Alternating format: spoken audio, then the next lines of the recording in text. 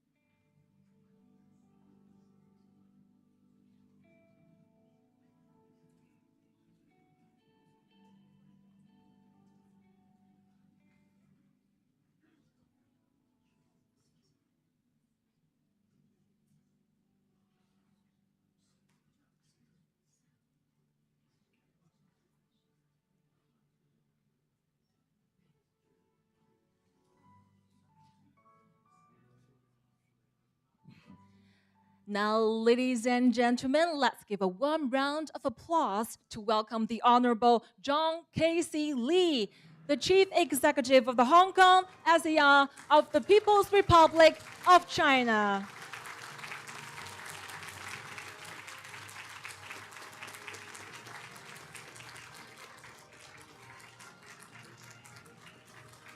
It's such an honor to have you here with us, Mr. John Casey Lee. Thank you so much for joining us today.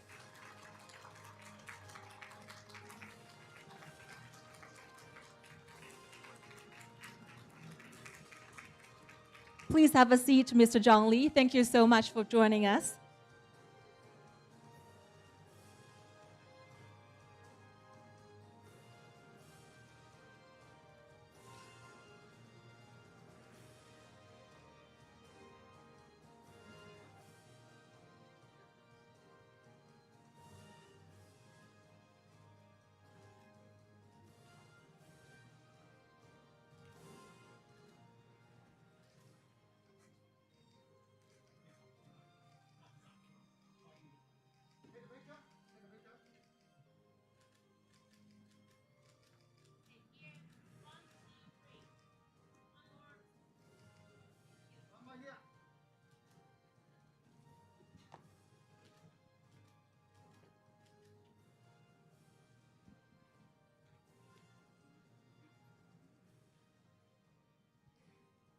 Well, ladies and gentlemen, good afternoon.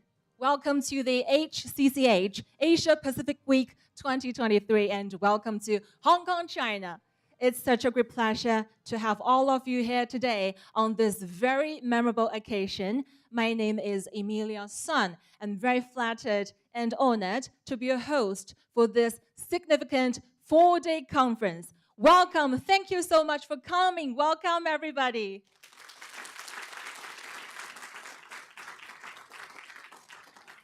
Ladies and gentlemen, as we gather here today, it's important to note that this year marks the 130th anniversary of the Hague Conference on Private International Law, HCCH.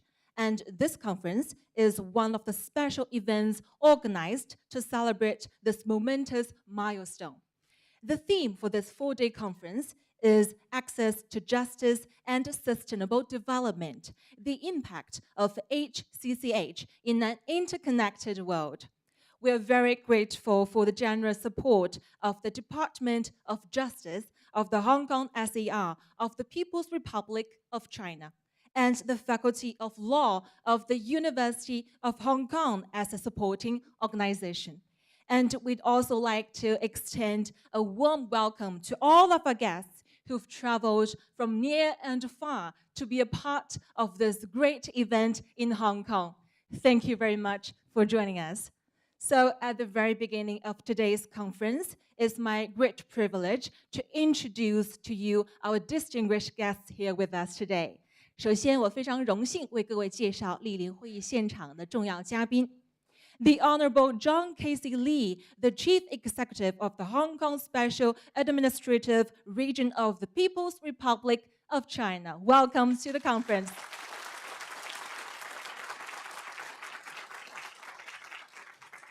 Ms. Chen Yinghua, Assistant Minister of Foreign Affairs of the People's Republic of China. 中华人民共和国外交部部长助理华春莹女士。非常感谢您的到来。Mr. Yun Dongpan, Acting Commissioner, Office of the Commissioner of the Ministry of Foreign Affairs of the People's Republic of China in the Hong Kong SAR. 中华人民共和国外交部驻香港特别行政区特派员公署署理特派员潘云东先生，感谢您。Mr. Xin-Min Ma, Director General of the Department of Treaty and Law, Ministry of Foreign Affairs of the People's Republic of China.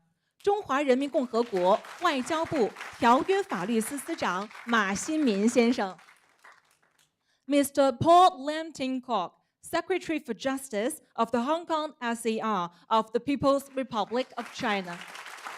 Welcome.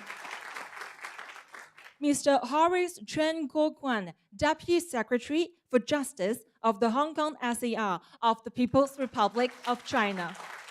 Welcome. Professor Xiang Zhang, President and Vice Chancellor of the University of Hong Kong. Welcome.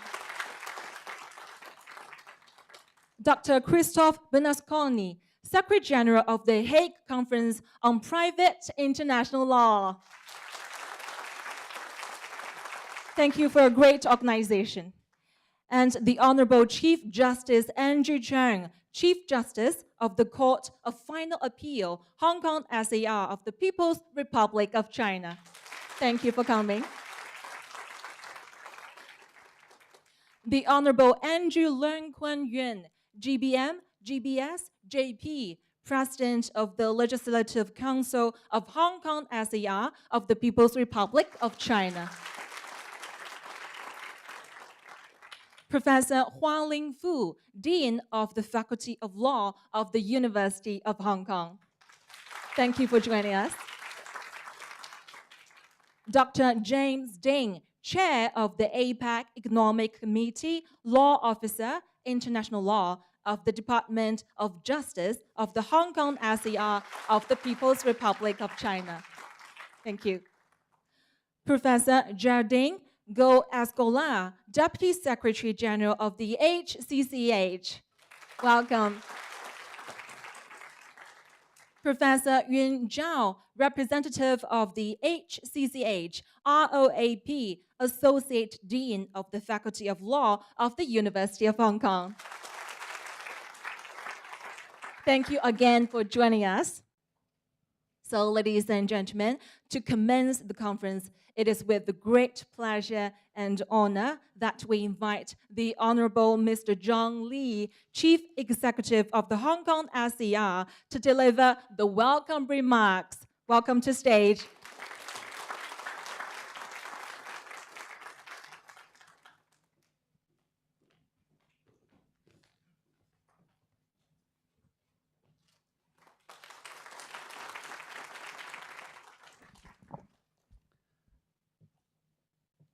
Assistant Minister Hua Chunying, Acting Commissioner Pan Yuandong, Dr. Christophe Bernasconi, Secretary General, Chief Justice Andrew Cheung, President Andrew Leung, distinguished guests, ladies and gentlemen, good afternoon to you all. It gives me great pleasure to welcome you distinguished speakers and guests from around the world to Hong Kong. And I'm pleased to see that Dr. Bernasconi is back in Hong Kong again. The Secretary General was here last November for our annual legal week. I'm also pleased to welcome Assistant Minister of Foreign Affairs Hua Chunying, who is here with us today.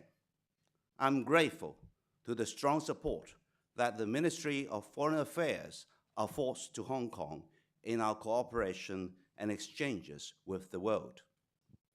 Today, we are gathered for this year's Asia-Pacific Week of the Hague Conference on Private International Law, or HCCH. This three-day gathering of legal and judicial leaders, academics, government officials, and other professionals, all deeply involved in law and its manifold areas, interest and promotion, marks the 130th anniversary of the HCCH. And where better than opening this week at the Cheung Yu Tong Tower, which houses the Faculty of Law of the University of Hong Kong. The Hong Kong U has just celebrated its 111th anniversary, and its Faculty of Law is the first and oldest law school in Hong Kong. Hong Kong U Law was ranked Hong Kong's always in the top rating. Hong Kong U Law was ranked Asia's second last year, a remarkable heritage, hosting this significant event of an organization with an eminent history. This Asia-Pacific Week is also the first in-person law conference of this magnitude since Hong Kong's resumption to normalcy early this year following the pandemic. Yes, I'm pleased to say that Hong Kong is back in business, back to the global stage. And that, of course, includes international law and the progressive unification of the rules of private international law, the essential mandate of HCCH. The theme of this week's, and also, most importantly, our Asia-Pacific Week, puts a considered spotlight on access to justice, sustainability, and interconnectedness. And I can tell you that each of these objectives is highly valued by Hong Kong. Thanks to the unique principle of one country, two systems, Hong Kong maintains a robust and internationally recognized legal system, a rock-solid foundation for the rule of law. Integrity and professional competence remain the hallmarks of our judiciary, which exercise its adjudication power independently in accordance with the basic law. All these enable Hong Kong to thrive as an international hub for finance, trade, shipping, and legal services, and no less important, as the gateway bridging our country with the rest of the world. In our pursuit of growth and sustainable development, we benefit from national strategies closely connected to the global community. The Belt and Road Initiative, launched personally by President Xi Jinping, entered its 10th anniversary this year. The initiative is one of the world's largest big-picture strategies for international cooperation. Hong Kong, thanks to our international financial and professional services prowess, legal services included, is very much involved in assisting Belt and Road projects and their partners. The fast emerging Greater Bay Area, a cluster city development integrating the special administrative regions of Hong Kong and Macau, plus 9 other cities in southern China, is another inspired national initiative. The GBA has a population of over 86 million and registered a combined GDP of over $1.9 trillion last year, which is equivalent to the 10th largest economy in the world. Once again, Hong Kong professionals in law, finance, and a multitude of other services are making a palpable difference. Our strengths as an international legal hub are particularly vital to the progress of the GBA as a global innovation and technology force. We are, of course, blessed with legal talent and experience in matters of international law and dispute resolution. The National 14th Five-Year Plan backs Hong Kong's development as a center for international legal and dispute resolution services in the Asia-Pacific region. It helps, too, that numerous international legal and dispute resolution bodies have established a presence in Hong Kong. They include the Asian African Legal Consultative Organization's Hong Kong Regional Arbitration Center, which opened here last year, and the International Organization for Mediation Preparatory Office, which followed earlier this year. And of course, HCCH's Hong Kong Regional Office for Asia and the Pacific turns 11 in December. Indeed, Hong Kong has the only HCCH regional office in the Asia-Pacific. And we are pleased and proud to promote HCCH conventions and raise its visibility throughout the region.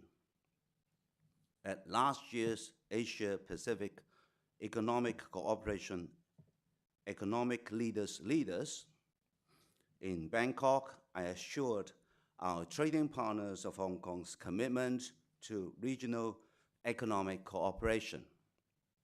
This July, I led a delegation to Indonesia, Malaysia, and Singapore, building on our friendship with the region and its leaders. The 3 countries reaffirmed their support for Hong Kong's accession to the Regional Comprehensive Economic Partnerships, or RCEP, the world's largest free trade agreement. I also met with ASEAN's Secretary General when I was in Jakarta. ASEAN has long been Hong Kong's 2nd largest trading partner. And let me add, the long-standing cooperation between Hong Kong and ASEAN has expanded substantially, thanks to a free trade agreement in effect since 2019. Our dedication to advancing regional economic integration is well recognized by the country.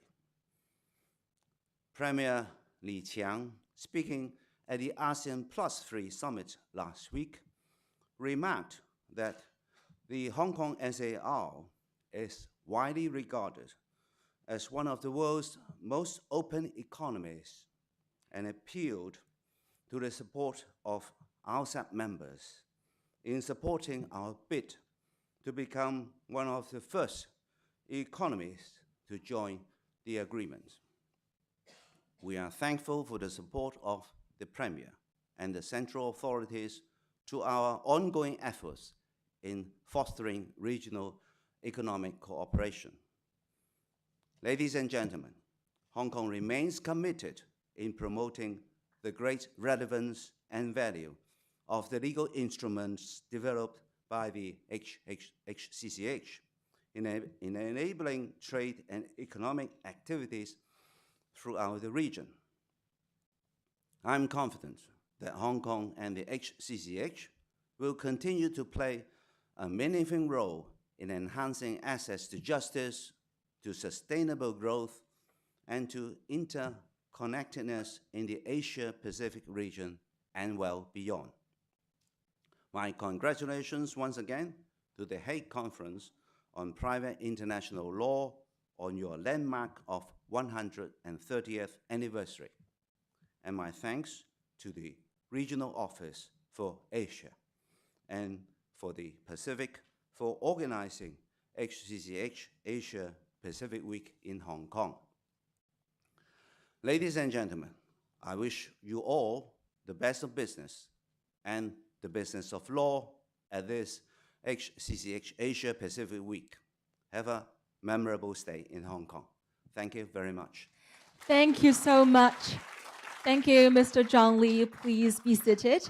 Thank you very much for your warm welcome speech and for your warm wishes. Thank you very much. Now, ladies and gentlemen, it is a privilege to invite Ms. Chun Yinghua, Assistant Minister of Foreign Affairs of the People's Republic of China, to join us on stage and deliver the remarks. 有请华春莹女士。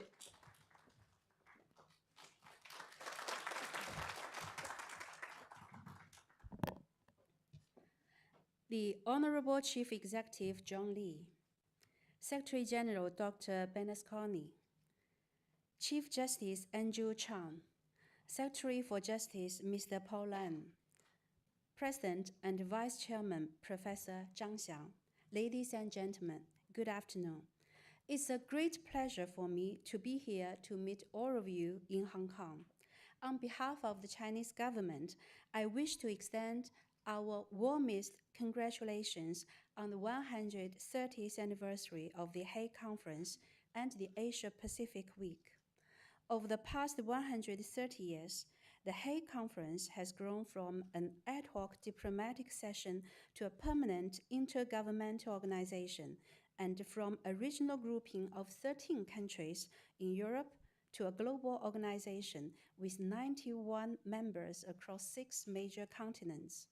Founded on a mission to unify the rules of private international law, first in Europe and now the world over, the conference has developed 40 international conventions, making itself the most authoritative and influential international organization in the area of private international law, contributing to the development of private international law worldwide and facilitating exchanges on civil and commercial matters across borders.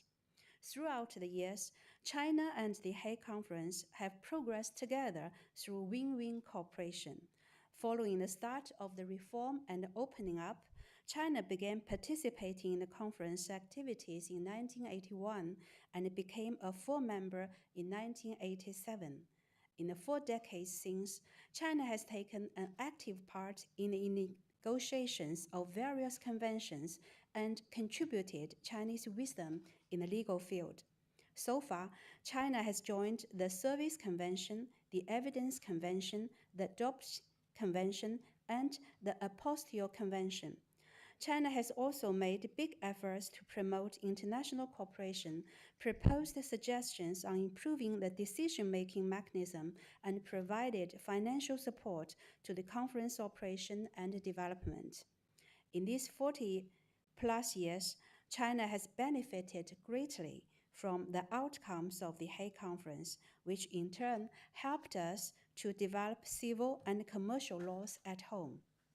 For example, we learned much from the conference in terms of private international law in China, legal assistance on civil and commercial matters, and the legal arrangements between the mainland and the special administrative regions. In 2012, the conference opened its regional office for Asia and Pacific here in Hong Kong. The move has significantly increased awareness about the Hague HCCH in the Asia Pacific, encouraged greater participation from the region, and stands as a good example of win-win cooperation between China and the Hague Conference. Ladies and gentlemen, the theme chosen for this Asia Pacific Week is most relevant. Justice and sustainable development are two major goals for social governance in the interconnected world. Sustainable development is our fundamental pursuit, and justice is an important guarantee. We need both of them, and both of them are mutually reinforcing with each other. Today, the interests of countries are so closely linked that our world is becoming one community with a shared future. So many interactions are taking place between countries, and cross-border exchanges on civil and commercial matters are becoming ever more frequent. All this requires legal cooperation in trade, investment, and many other fields. Since the HCCH has taken as its mission to harmonize the rules of private international law, there is much it can do to promote global connectivity. This year also marks the 10th anniversary of the Belt and Road Initiative. Over the past 10 years, the BRI is turning from a blueprint into a reality, from a vision into action, and from a Chinese initiative to a global endeavor. It has won great popularity both as an international public good and as a platform for international cooperation.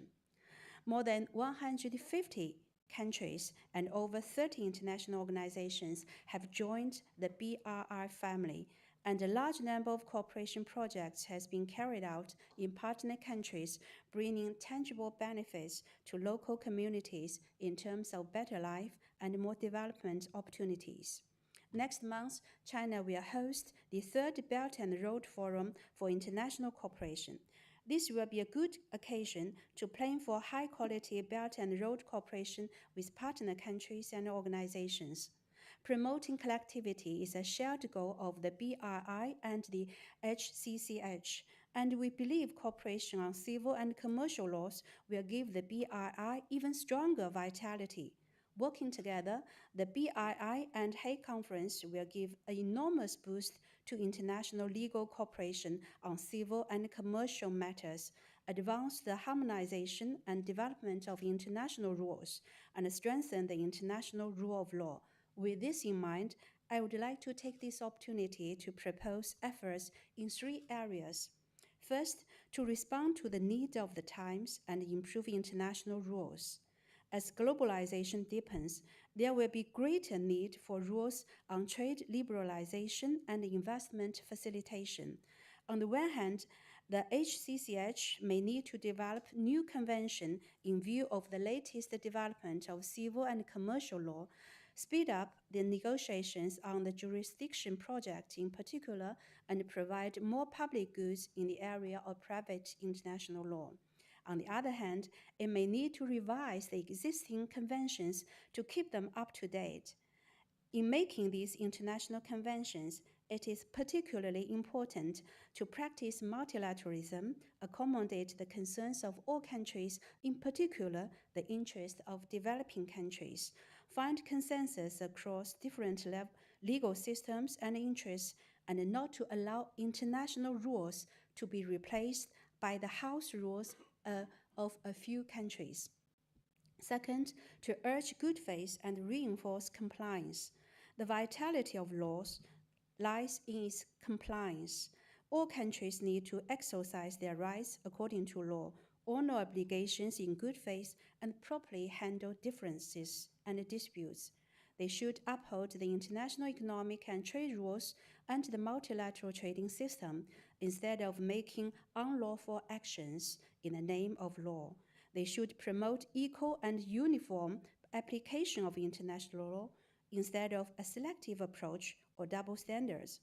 Efforts should be made to strengthen the implementation of Service Convention and Judgments Convention, advance international judicial cooperation, and foster a healthy order of civil and commercial laws, which serves as the legal foundation for economic and trade exchanges between countries. Third, to enhance cooperation and promote inclusiveness and mutual learning. At the heart of the civil and commercial laws is the spirit of fairness and justice. They reflect the history, culture, and values of individual countries, as well as humanity's common values of peace, development, equity, justice, democracy, and freedom. By drafting conventions, promoting implementation, and formulating model laws, the Hague Conference has done an effective job in encouraging exchanges and mutual learning between countries on civil and commercial law.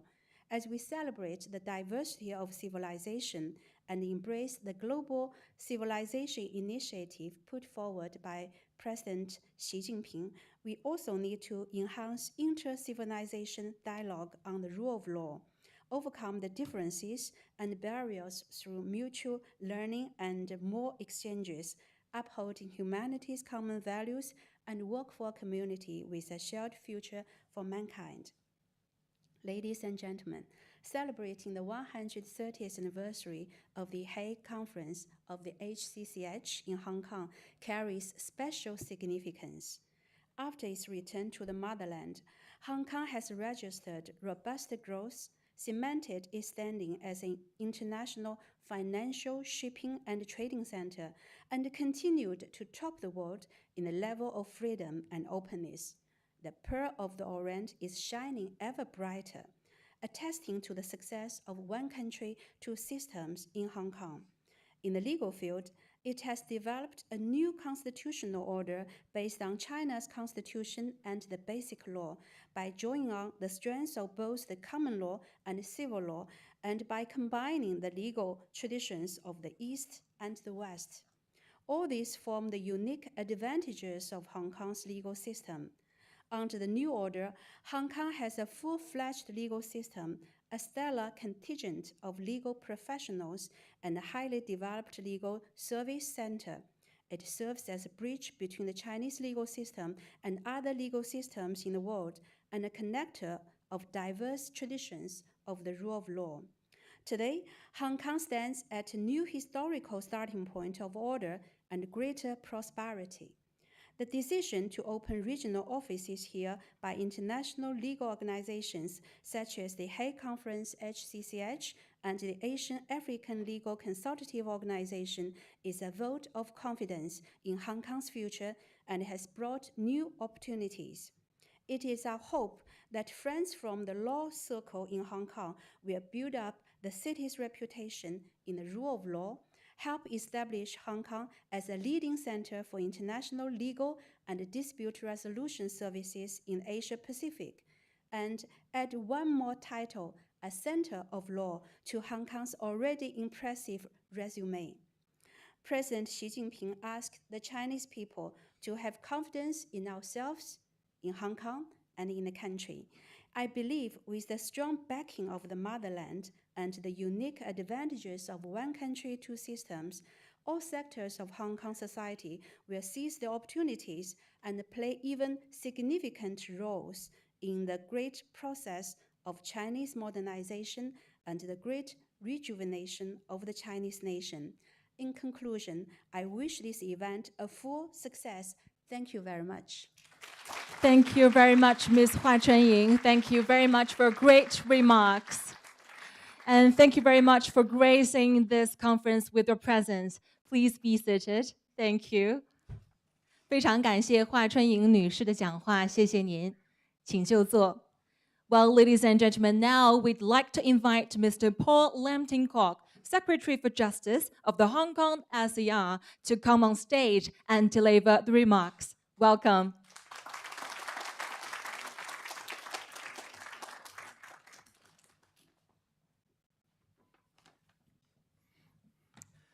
The Honorable Chief Executive, Assistant Minister Hua Chunying, Acting Commissioner Pang Yundong, Professor Zhang, Dr. Bernasconi, Chief Justice Zhang, President Lashko, Mr. Lam, distinguished guests, ladies and gentlemen, good afternoon.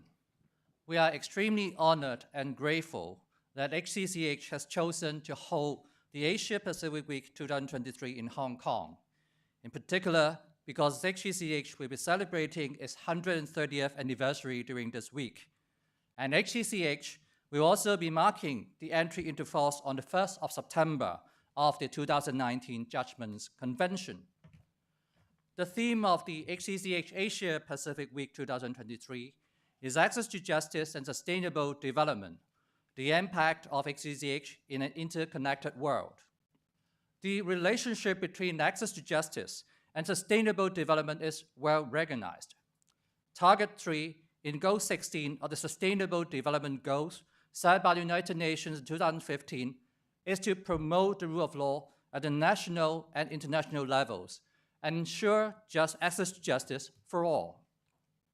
As stated in a document prepared by the Permanent Bureau of the HCCH Council on General Affairs and Policy in March 2020, the United Nations General Assembly has recognized in Target 16.3 of the Sustainable Development Goals that the rule of law is not only about criminal law and transitional justice, but also about mature rule-based commerce as a stabilizing factor and one which can mobilize resources for development, including due process and a strong judicial and legal infrastructure. The frameworks established by HCCH, conventions, and instruments have been recognized for their effective cooperation mechanisms that can overcome the challenges of cross-border procedures and facilitate the orderly and efficient settlement of disputes. In doing so, promoting principles of good governance, sustainable development, and adherence to the rule of law. The theme of this weekly event coincides with the vision of the Department of Justice of Hong Kong, which is advancing the rule of law and access to justice through effective, efficient, and equitable administration of justice and strategic legal policy for inclusive and sustainable development. Hong Kong has built and maintained a very close relationship with HCCH. 8 Hague Conventions are now applicable to Hong Kong. Hong Kong began participating in the meetings or other activities by sending experts as part of a Chinese delegation since 1997.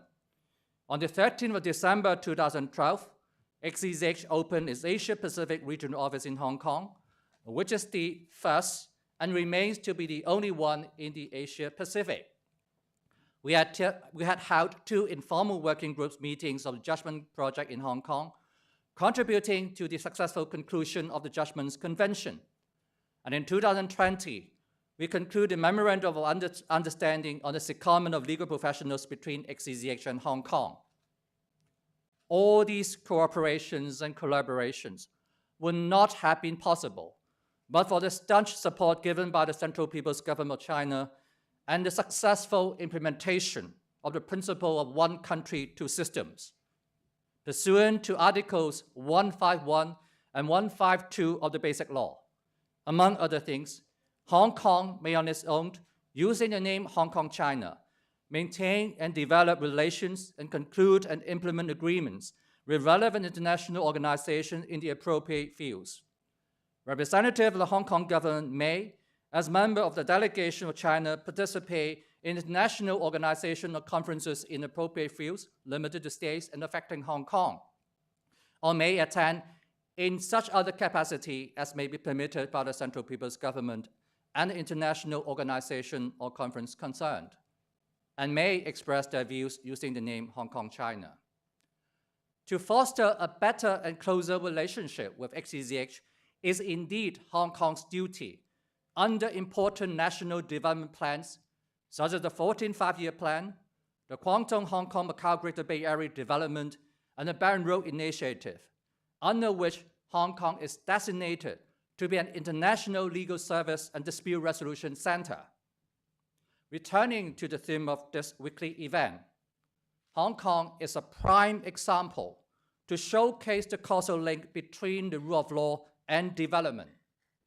Hong Kong is a highly developed international city, and one of the bedrocks of Hong Kong's success and prosperity is a high degree of rule of law based on its common law system, which continues to apply pursuant to guarantees contained in the Basic Law under the principle of one country, two systems.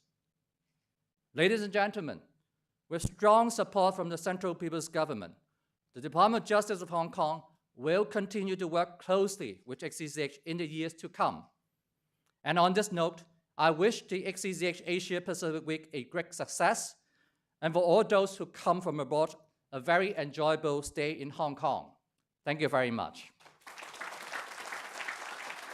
Thank you very much, Mr. Lam. Thank you for your great speech, and thank you for joining us today for the conference. Thank you. Please be seated.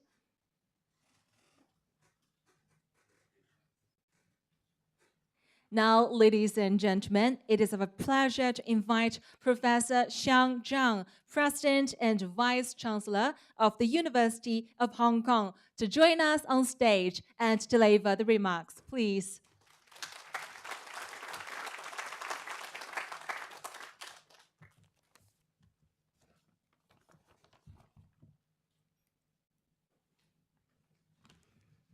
The Honorable Chief Executive Zhang Li, Ms. Chen Yunhua, Mr. Paul Lam, Dr. Christopher Bernasconi,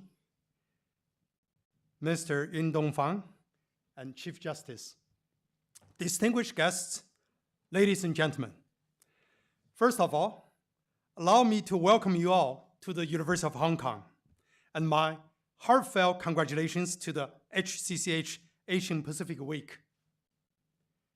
The rule of law is one of the Hong Kong's core strengths and the cornerstone to its status as a global city. It is the DNA of all aspects of our economy and public life, providing a robust framework for development. It is precisely echoes the theme of our conference today: access to the justice and sustainable development. Apart from strong base of the rule of law, which makes us unique, is our advantage of having our country's support and being connected to the globe under one country, two systems. One country, two systems provides Hong Kong with the best institutional protection. The legal experts in Hong Kong are skilled, multilingual, and have a solid reputation for providing high-quality services. This attracts many international firms and organizations to establish their headquarters or regional offices in Hong Kong. Going forward, Hong Kong must seek to strengthen its status as an international legal and dispute resolution service center in the Asian Pacific region. Draw upon our vibrant fintech ecology and exceptional human capital, and uphold the international reputation of its rule of law. These are significant to the sustainable future of Hong Kong and China at large. It is truly our great honor to host this event at the University of Hong Kong. Legal education has always been a top priority in our university. Our law faculty is the oldest in Hong Kong, among the best in Asia, and has developed into an international faculty with academic staff and students from all over the world. It is also globally recognized nexus of research in many areas of law. Hong Kong U, especially the Faculty of Law, will continue to strengthen the legal professional education and academic research. Based in Hong Kong, we will cultivate more legal talent with global vision and professionalism. Our support for HCCH Asian Pacific Week signify our dedication. We are very grateful for your presence at Hong Kong U today to take part in this important event. I look forward to the deliberation, knowledge exchange, and the long-lasting partnership that would no doubt follow from this week. May I take this opportunity to wish you all a wonderful conference ahead. Thank you. Thank you very much, Professor Zhang, for your great speech and warm wishes. We'd like to thank the University of Hong Kong for the great support, and we also like to thank all of our student ambassadors for supporting this conference greatly. Thank you very much. Now, ladies and gentlemen, let's invite Dr. Christophe Bernasconi, the Secretary General of the Hague Conference on Private International Law, to deliver a speech. Welcome to the stage.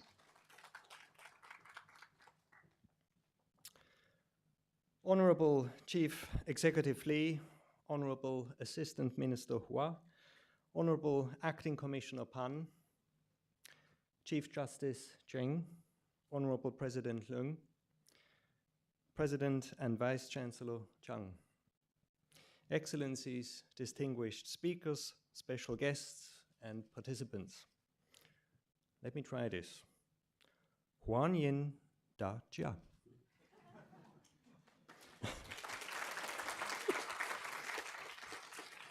It is now indeed my great pleasure, on behalf of the HCCH, to welcome you to HCCH Asia Pacific Week 2023. I'm excited to help kick off the next 4 days of activities led by experts from across Asia Pacific region and beyond.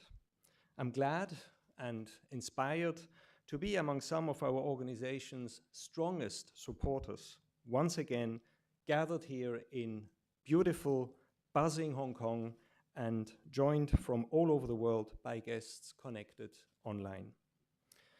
The consistent quality of this event and the continued work of ROAP, our regional office for Asia and the Pacific, established in the Hong Kong SAR in 2012, have significantly contributed to increasing not only the visibility of the HCCH and its work in this vast region, but also the awareness of its importance and relevance for the region.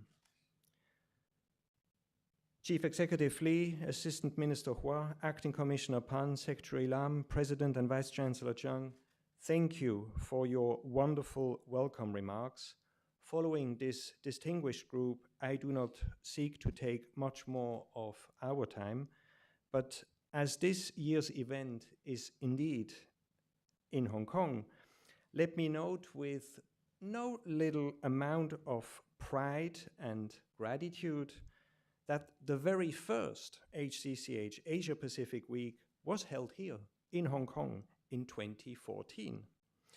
And that first historic HCCH Asia Pacific Week 2014 was in fact preceded in 2008 by what back then we called the Asia Pacific Regional Conference. The HCCH thus has strong roots here in Hong Kong, and they will continue to grow deep. We are delighted to be back, and I thank you all wholeheartedly for your continued support. We are grateful for the generous support of the People's Republic of China, the Department of Justice of Hong Kong SAR, and the University of Hong Kong in the organization of this year's Asia Pacific Week, which comes at a particularly special time for the HCCH. As mentioned during the conference, we will celebrate the 130th anniversary of the HCCH, reflecting on its history as a trusted, inclusive forum for multilateral dialogue since 1893. This anniversary coincides with another historic milestone, as a little earlier this year, we witnessed the 1000th treaty action of the HCCH, over 1,000 ratifications, accessions, approvals, or other treaty actions that have led to the entry into force of an HCCH convention in a state and other contracting parties. That's an impressive reflection of the HCCH's effective multilateralism, consensus-based multilateralism. Last but certainly not least, the event will also mark and celebrate the entry into force of the HCCH's latest instrument, the 2019 Judgments Convention.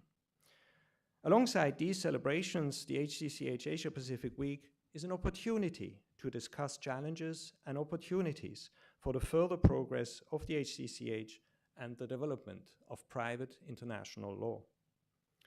The discussions will touch upon some of the most prominent HCCH conventions and instruments, as well as the HCCH's ongoing normative projects on possible future work in our three main areas of work: transnational litigation and the apostille, international family and child protection law, as well as commercial, digital, and financial law.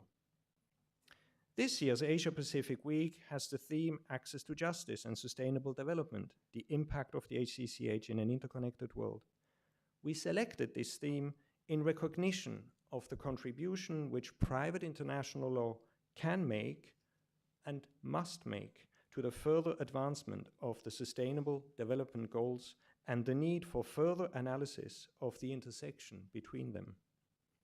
Indeed, as the year 2030 is just around the corner, significant efforts will be required to ensure the world is on track to meet the 2030s Agenda's global development goals.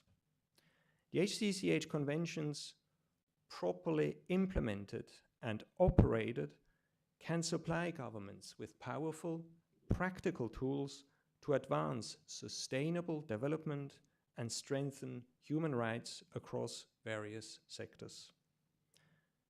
Before closing, I should like to thank my colleagues. First, Deputy Secretary General Jericho Escola, always a pleasure to have you by my side. And of course, also Representative Professor Yun Chao. Where is Yun? Here is Yun, sorry. Yun Chao, and the entire ROAP team. Legal Officer Levi Gao, Office Manager Alex Ng, and our secondee, Diana Won, who will be joining us in The Hague in a few weeks from now. Thank you for all you are doing day in and day out as our champions here, helping to increase the visibility of the HCCH and its work across this vast and diverse region. Once again, welcome. I wish you all a successful and illuminating HCCH Asia Pacific Week 2023. Xie xie. Ladies and gentlemen, let's give a big hand to Dr. Bernasconi. Thank you for creating such a great opportunity for a big get-together. Thank you so much. So now, ladies and gentlemen, before we proceed with the first session of today's discussion, why don't we take a second to remember this great moment of being together, right? So I'd like to invite some esteemed guests to be on stage, and we can take a group photo together. So ladies and gentlemen, let's welcome the Honorable John Casey Lee, please.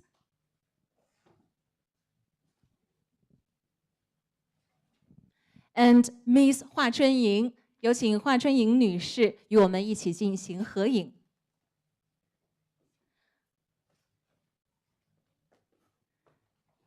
And let's welcome Dr. Christophe Bernasconi.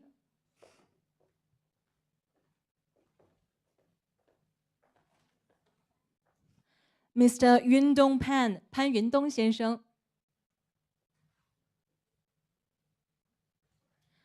The Honorable Mr. Andrew Leung Kuan Yuan, please join the stage. And Mr. 辛明马，马新民先生。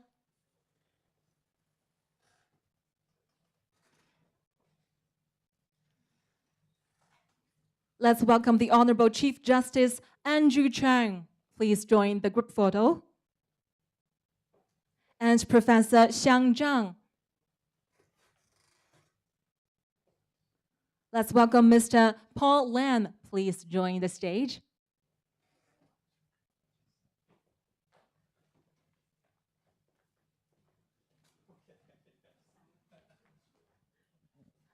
Okay, thank you for taking this second. And let's welcome Mr. Horace Chan Kuo-kwan. Please join the stage.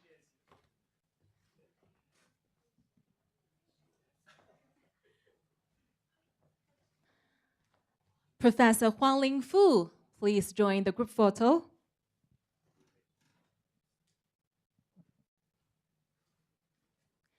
And Dr. James Ding, welcome to the stage.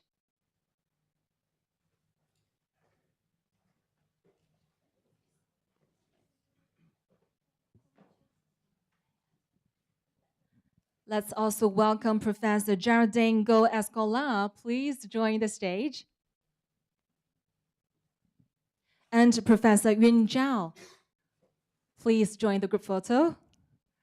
Thank you very much, ladies and gentlemen. So we can maybe step a little bit closer to each other. Okay. Beautiful picture. Let's look at the cameraman in front of you and give a big smile. Thank you so much. Okay, let's look at the camera. 让我们一起看向正前方的官方摄影师，露出灿烂的微笑。Let's wish a great success for the HCCH Asia Pacific Week 2023. Thank you so much. Thank you, ladies and gentlemen. Thank you. Please return to your seat. Thank you very much.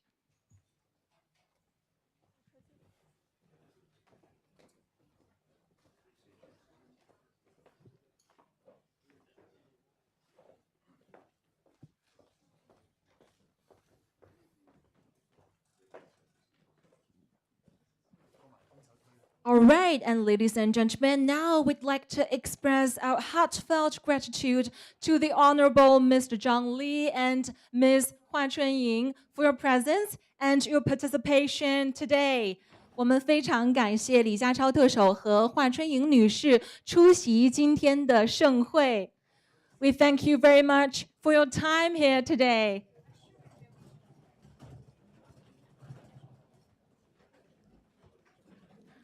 Thank you so much for your time. Thank you so much for joining us today.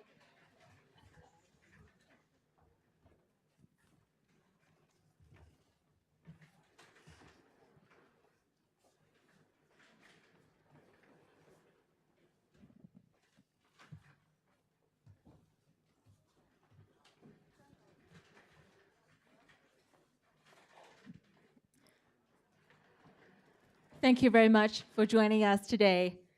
Okay, ladies and gentlemen, please have a seat. And now it is with great pleasure that we commence today's conference with our first session of the day, titled The HCCH, Benefits of Membership and Key Conventions.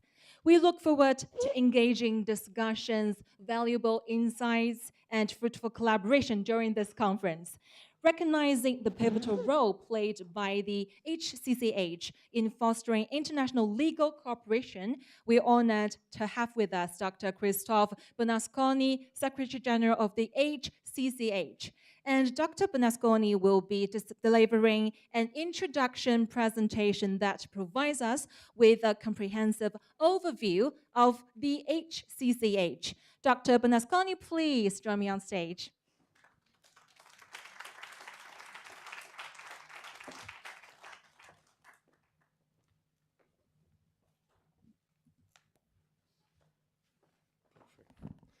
Good afternoon again. So, the purpose of this presentation is essentially to set the stage for our discussions over the next 4 days, making sure that we are all on the same page, all have the same basic understanding of what the HCCH is and what it does. And then indeed recall some of the basic advantages and benefits of being a member of the HCCH and a contracting party to some of our key conventions. And I do apologize in advance to all of you who are already HCCH experts, but I hope nonetheless that this presentation helps us to get the ball rolling, essentially. So, without further ado, let's just first recall that the HCCH, of course, is an intergovernmental organization with origins dating back to, we now know, 1893, which makes us the oldest of all the legal institutions based in The Hague. The mandate is also quite unique.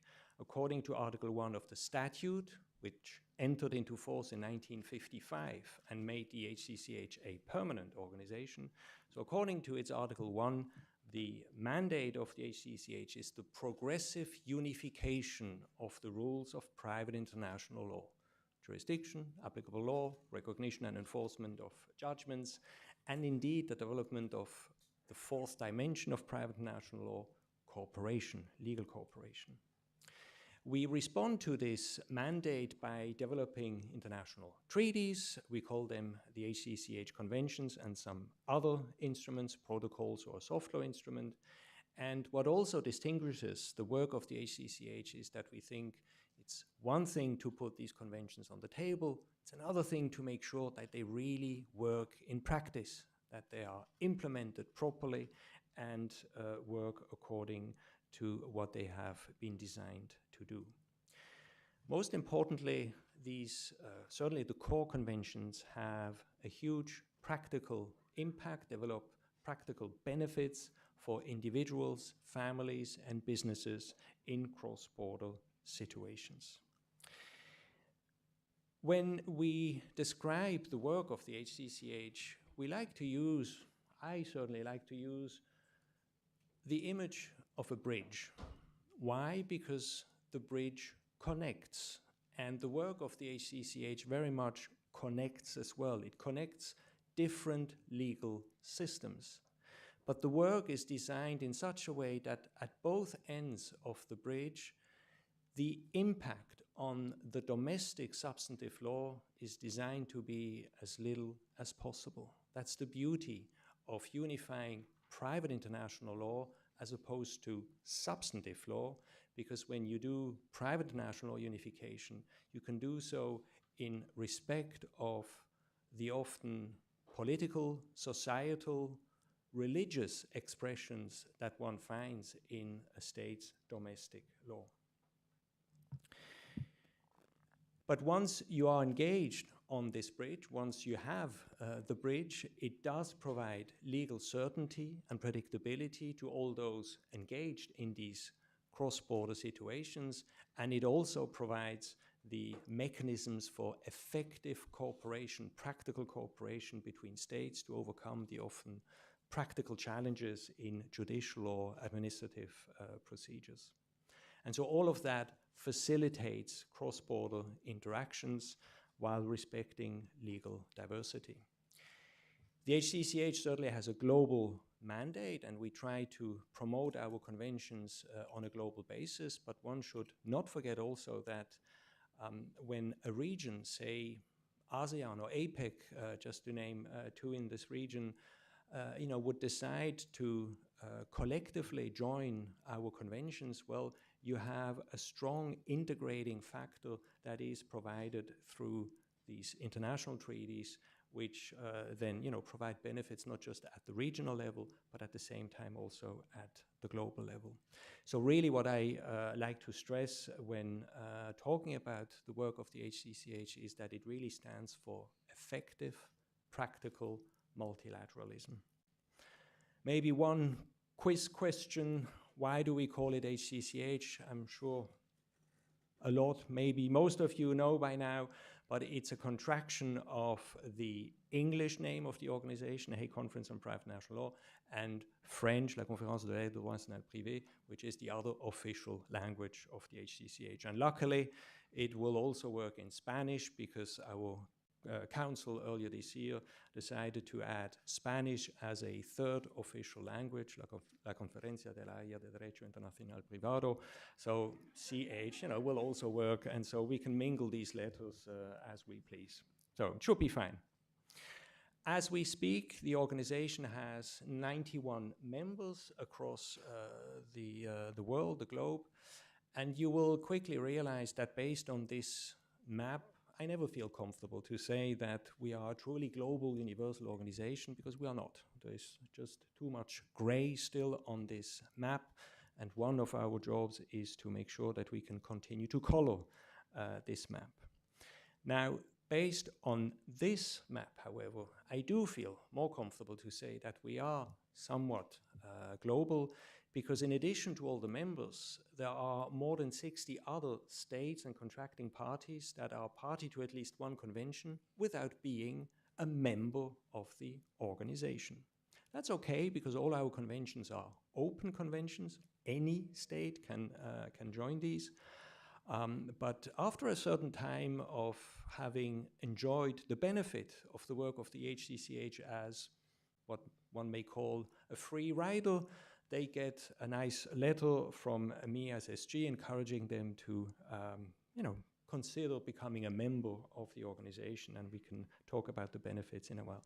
And this and other arguments kind of work. You see here the evolution of the membership over the last years, since 1955, since the organization became permanent, and you see in particular a steady increase, sharp increase in 2000 and the years to come. As we have heard, in total we have 40 instruments that have been developed in these modern times, conventions, protocols, and one soft law instrument, and we divide them in three main categories or divisions, as we call them: international family law and child protection law, transnational litigation and apostille, and the codify, the international commercial, digital, and financial law division. We list the conventions, or I list the conventions simply here, part of these various divisions. We will hear about these conventions in much more detail throughout the coming days, so there is no need to go into any details here, but let me simply stress that the first division, the family law division, really has this strong human rights connection, and these conventions do actually provide states with clear means, practical means, to give real effect to the rights that are enshrined in the UN Convention, particularly of the rights of the child. These conventions provide the mechanism to give real effect to what is in the UN Convention.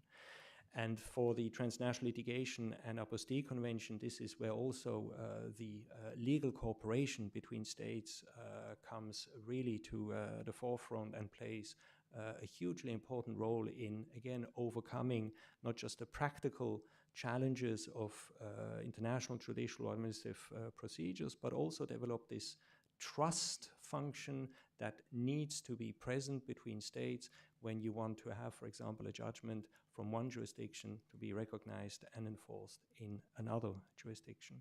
And then in the codify world, again, in this rapidly changing environment, you need all this legal certainty and predictability at the international level before you can really engage and develop your international cross-border commercial activities.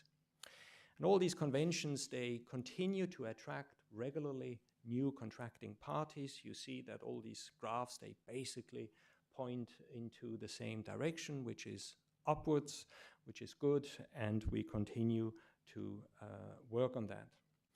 And again, it kind of works because I like to refer to our work as a reflection of effective multilateralism. I just mentioned that we passed our milestone of 1,000 ratifications. Well, as we speak, we're actually already at 1,004.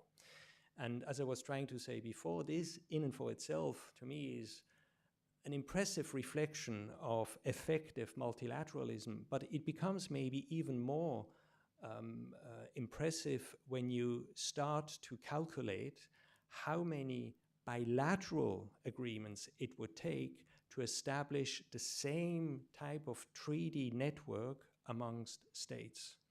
I'm sure we have some quick math minds here in the room, but it's actually more than 31,600 bilateral agreements that it would take to achieve the same result. And that's why I think HCCH really stands for effective multilateralism. It's also interesting to see where these ratifications, accessions, and all of that come from. 1,004 on a worldwide basis, but more than 650 alone come from Europe. 142 from the Americas, 136 from Asia Pacific, and only 75 from Africa. That also shows that there is much work ahead of us in terms of really, bringing this organization to a truly universal level, certainly in particular in Africa. And it's striking that Africa is the only region where we don't have an actual presence. And I'm personally convinced that a regional presence would help to increase this visibility and the understanding of the relevance of the work of the HCCH. But also in Asia Pacific, I think there is room for significant improvements in terms of having states really enjoying the benefits of the work of the HCCH in form of all these conventions. So there is still room for a number of states to join and reap the benefits of these instruments.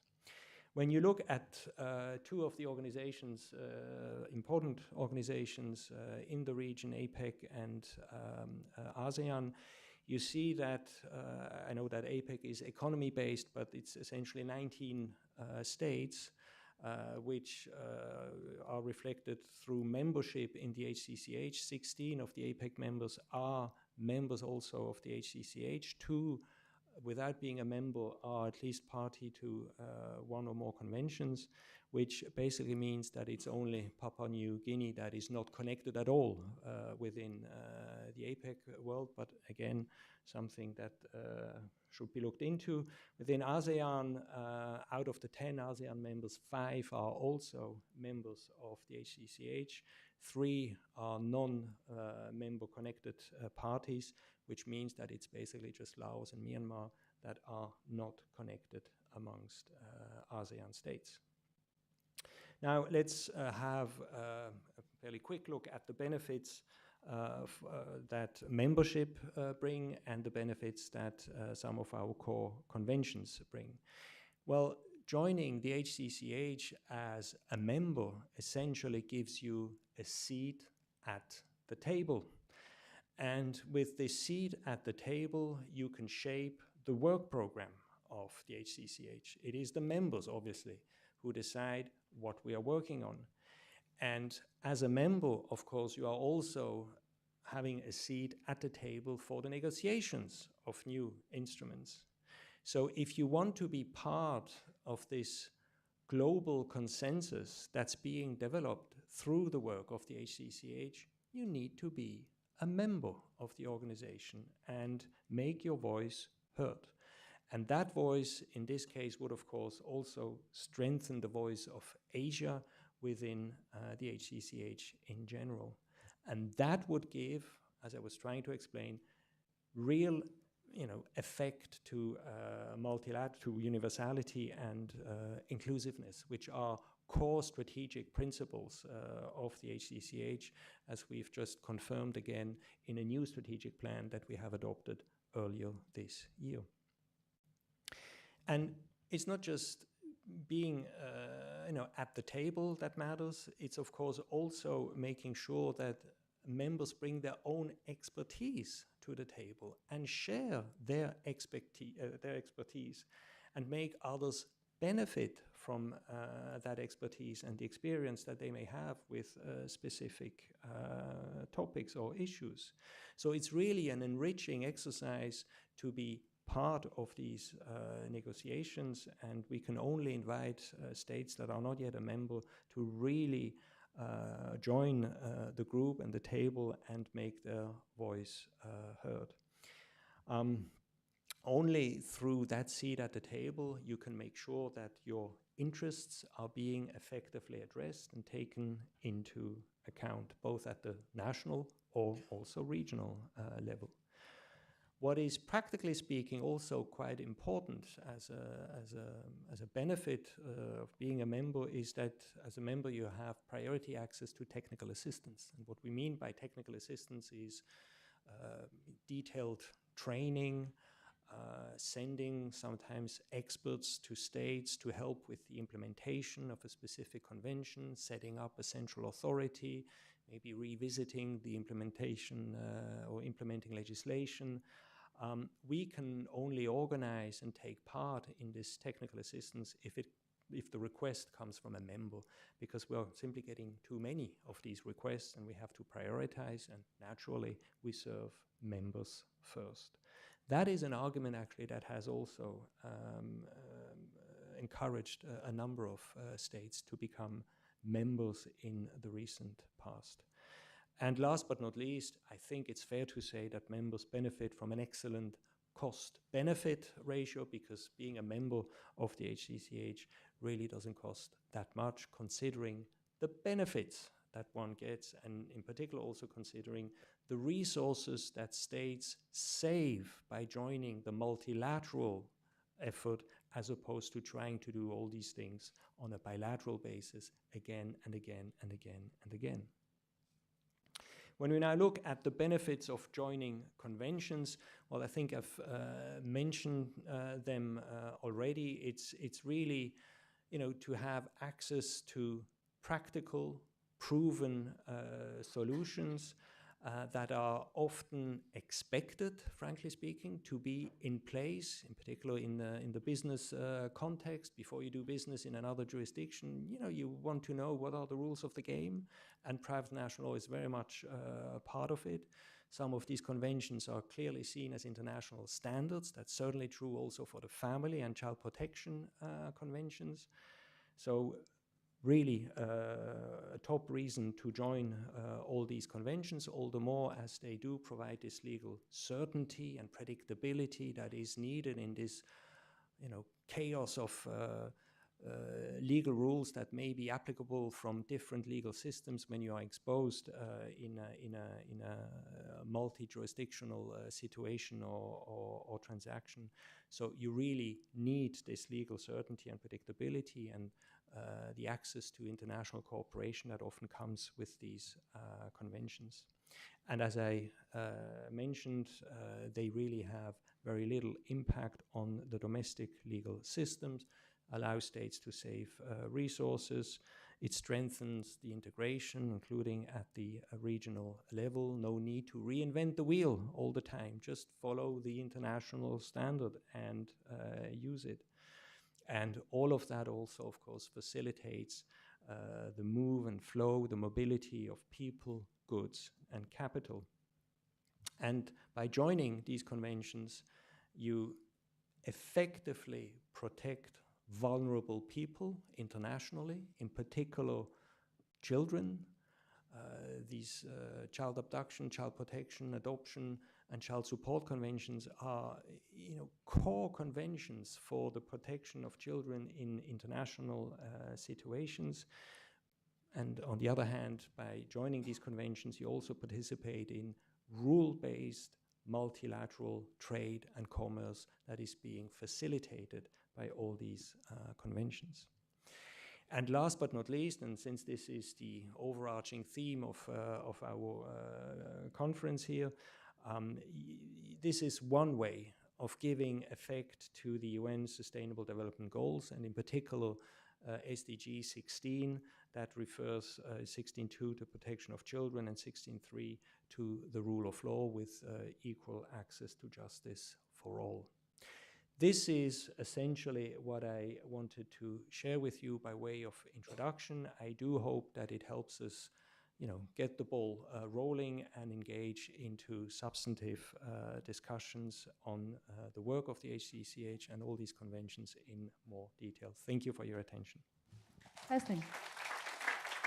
Thank you. Thank you very much, Dr. Bernasconi, for providing us with a very thorough, detailed, and comprehensive introduction of the HCCH. Thank you very much. And now, ladies and gentlemen, let's invite the Honorable Chief Justice Andrew Cheung, Chief Justice of the Court of Final Appeal of the Hong Kong SAR, to deliver a keynote speech on the topic of private international law and the rule of law. Welcome to the stage.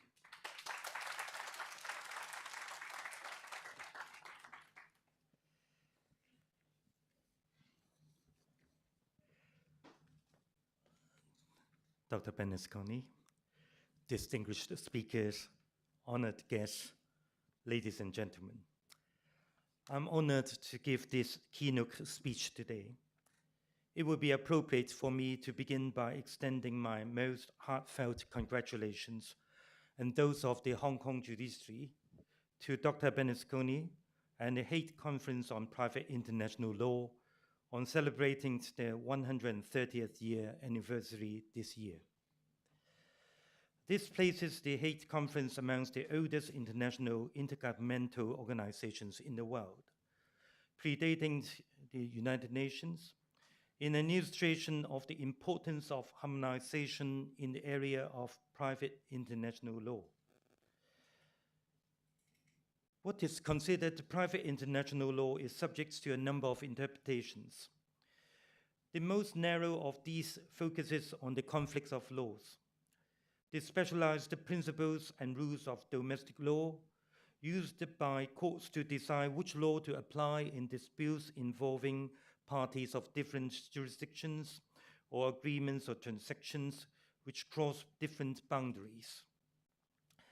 In such circumstances, courts may have to decide whether it is the law of the forum, the law of one of the parties' nationality, or the law of the place which the agreement or transaction is performed or mainly performed in, that should apply to the dispute.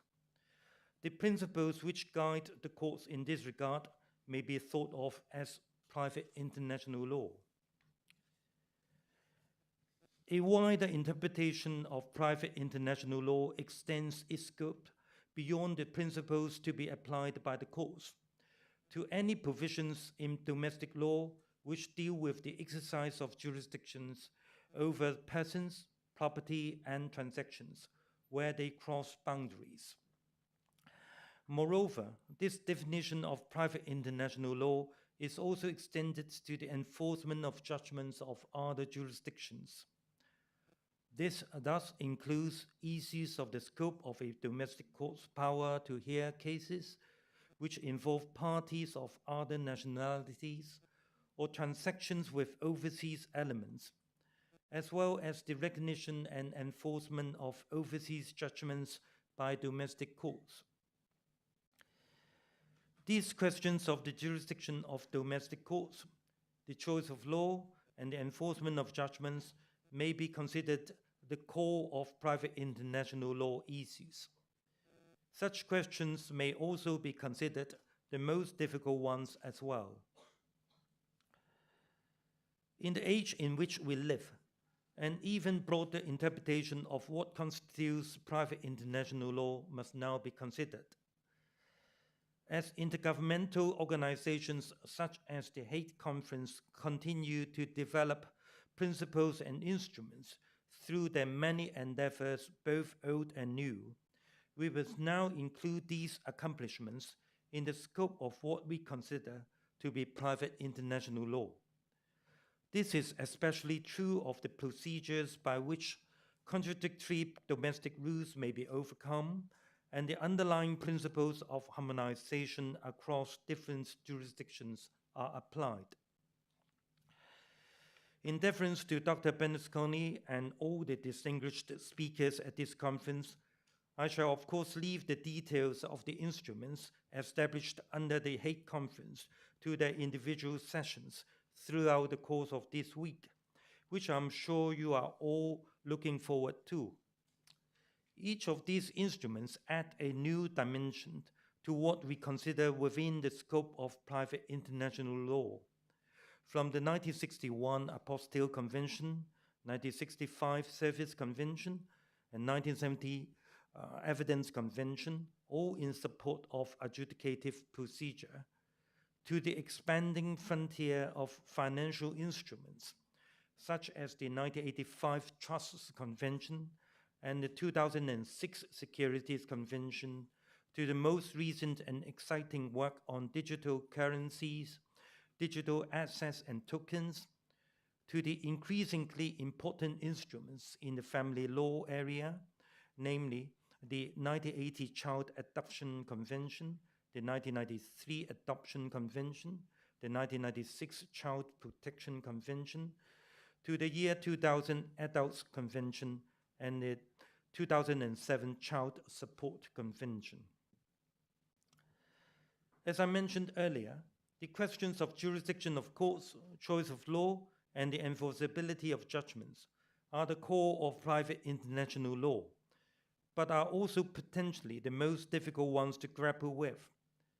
In particular, it is well understood how difficult it would be to grapple with topics such as when it would be permissible for domestic courts to exercise jurisdiction over foreign parties or transactions, or a unitary approach to questions of choice of law, or the basis of recognition and enforcement of foreign judgments by domestic courts, or an intergovernmental multilateral basis. Yet even in these areas, the Hague Conference has now succeeded in making significant progress, such as through the 2005 Choice of Court Convention, the 2015 Choice of Law Principles, and perhaps now most importantly, the 2019 Judgments Convention, which I'm sure we are all particularly looking forward to hearing about. In its 130 years, the Hague Conference has made significant achievements and will no doubt continue to do so as private international law grows in importance in an increasingly interconnected world. The role of private international law, and in particular, such international multilateral conventions, in the promotion of trade, commerce, and economic development cannot be understated. Whilst governmental level initiatives are important in this regard, business remains driven by private activities. But these activities must have a legal basis, not just in being permissible under the law of the land, but in being easily understandable, accessible, and enforceable by foreign parties before domestic courts. Without private international law, domestic legal and judicial regimes would serve only as obstacles to cross-border business.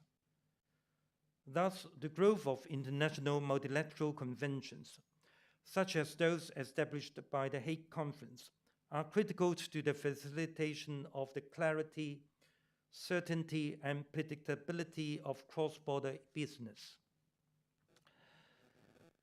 The gaps that are bridged by private international law in this way not only extend between different systems of law, but between economies at different stages of development, which is also critical. Private international law provides a framework through which countries that may lack certain legal infrastructure to still participate in cross-border business, where such countries might otherwise be disadvantaged in attracting international trade and investment.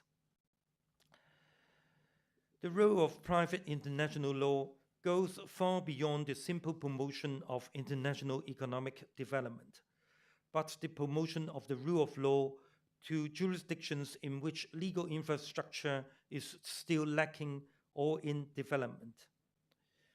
By removing legal obstacles between different jurisdictions, not only are institutions being built and relied upon, but also encouraged to systematically enforce and protect the rights of individuals and entities through fair and impartial laws and procedures. This in turn contributes to institutional integrity and accountability, whilst building the transparency and legitimacy of such institutions through the adoption and enforcement of internationally recognized principles and standards. In this regard, private international law helps promote independent and impartial judiciaries, as well as the use of alternative dispute resolution processes, such as arbitration. The enforcement of individual business rights serves to promote the protection of personal, property, and consumer rights in a uniform and systematic way.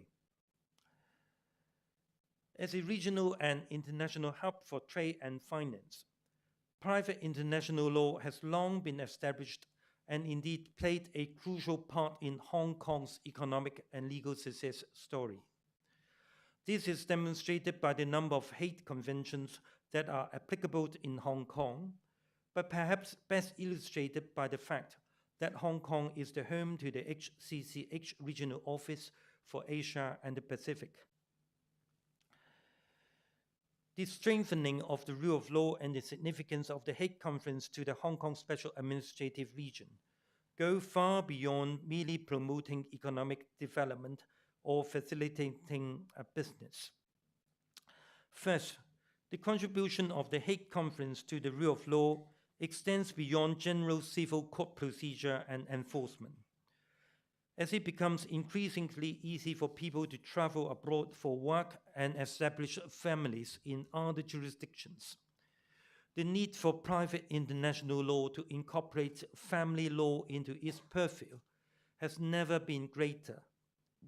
In this regard, I have already mentioned the Hague Conference efforts in respect of the 1980 Child Adoption Convention, the 1993 Adoption Convention, the 1996 Child Protection Convention, to the year 2000 Adults Convention, and the 2007 Child Support Convention, all of which will be discussed in detail in the course of this week. The Child Adoption Convention, the Adoption Convention, and the Child Protection Convention in particular serve as the foundation for international and cross-border child protection and have increasingly been featured in family litigation in Hong Kong. As families are now able to span continents, so too must the legal regimes that ensure the enforcement of their rights, as well as resolve their disputes and, unfortunately, their dissolutions. These unfortunate situations not only are likely to be disruptive and emotionally harmful, but expensive and financially draining on families in situations where financial resources should not be unnecessarily drained. The Hague Conference has thus continued to lead the way with the 2007 Child Support Convention and to be active in this continuously developing and often difficult area of law. This illustrates how the Hague Conference not only promotes the cross-border flow of trade and business and the effective resolution and enforcement of disputes, but the well-being of families and children in a wider approach to the rule of law than just economic development and prosperity alone. This further illustrates how private international law as a whole continues to grow and adapt from its procedural or business-based origins. The cross-border principles of the Hague Conference have also been highly influential in the growth and development of the one country, two systems principle in the Hong Kong Special Administrative Region. Following the resumption of the exercise of sovereignty in 1997, it has been necessary to establish and implement a practical regime of mutual recognition and enforcement between the legal system on the mainland and the common law system of Hong Kong Special Administrative Region, preserved under the Basic Law. This regime includes the arrangement on reciprocal recognition and enforcement of civil judgments in matrimonial and family cases by the courts of the mainland and of the Hong Kong SAR, implemented by the mainland judgments in matrimonial and family cases, reciprocal recognition and enforcement ordinance. The record of meeting of the Supreme People's Court and the government of the Hong Kong SAR on mutual recognition of and assistance to bankruptcy insolvency proceedings between the courts of the mainland and of the Hong Kong SAR, the arrangement on reciprocal recognition and enforcement of judgments in civil and commercial matters pursuant to choice of court agreements signed between the mainland and Hong Kong in 2006 as implemented by the Mainland Judgment Reciprocal Enforcement Ordinance. And most recently, the arrangements on reciprocal recognition and enforcement of judgments in civil and commercial matters, implemented by the Mainland Judgments in Civil and Commercial Matters Reciprocal Enforcement Ordinance, which should come into force in next year.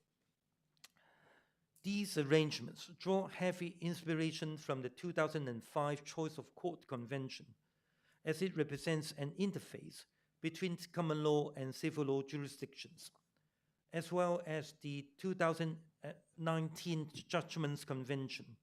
In particular, no choice of court agreement being required for the enforcement of judgments between the mainland and the Hong Kong SAR. In this regard, the efforts of the Hague Conference have been influential and enormously beneficial to the development of the rule of law in Hong Kong under the one country, two systems principle, based on which Hong Kong's distinctive status and advantages are maintained, including Hong Kong's common law system. The application of these cross-border private international law principles serves to illustrate how the one country, two systems policy can be made to work in practice in the face of potentially difficult and similar issues of jurisdiction of courts and enforcement of judgments.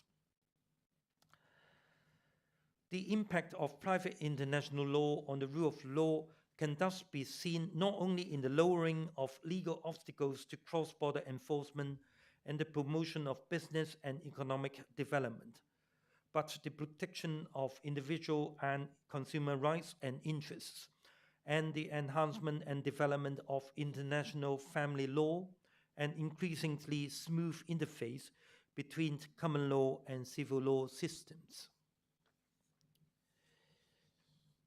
The work of the Hague Conference over the last 130 years has been exceptionally important to private international law.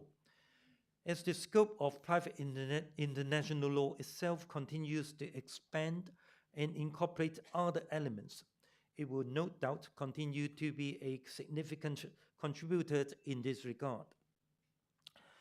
With this important work in mind, it remains for me to congratulate the Hague Conference on an outstanding 130 years history and contributions to human and legal development, and in particular, to wish this conference this week every success. To all the distinguished speakers, thank you for all your hard work, and for those coming from other countries, I hope your visit is a memorable one. Finally, to all the participants in this conference, we look forward to all your contributions, and I wish each and every one of you all the best. Thank you. Thank you. Thank you very much. Thank you, Mr. Chief Justice, for a very inspiring and insightful keynote speech. Thank you very much. Please be seated.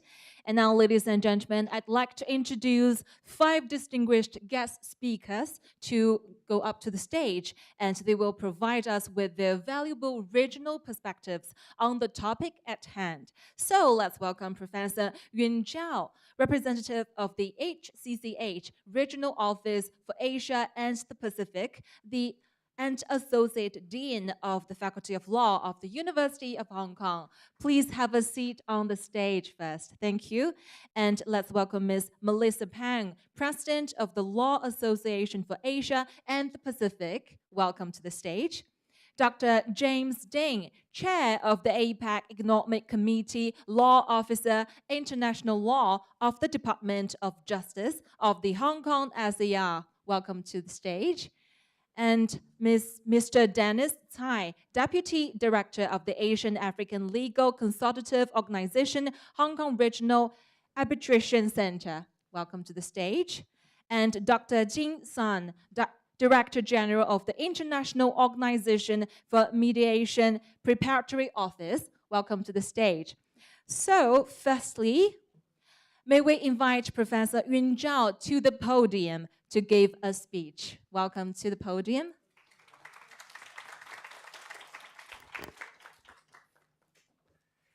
Distinguished guests, ladies and gentlemen, good afternoon. It is a great honor for me to speak on this very important occasion regarding private international law in the Asia-Pacific region, providing an important occasion actually for us to share and exchange views in this field. As representative of the Regional Office for Asia and the Pacific of the Hague Conference on Private International Law, I would like to talk about the significant relevance and potential of the HCCH and its conventions for our region.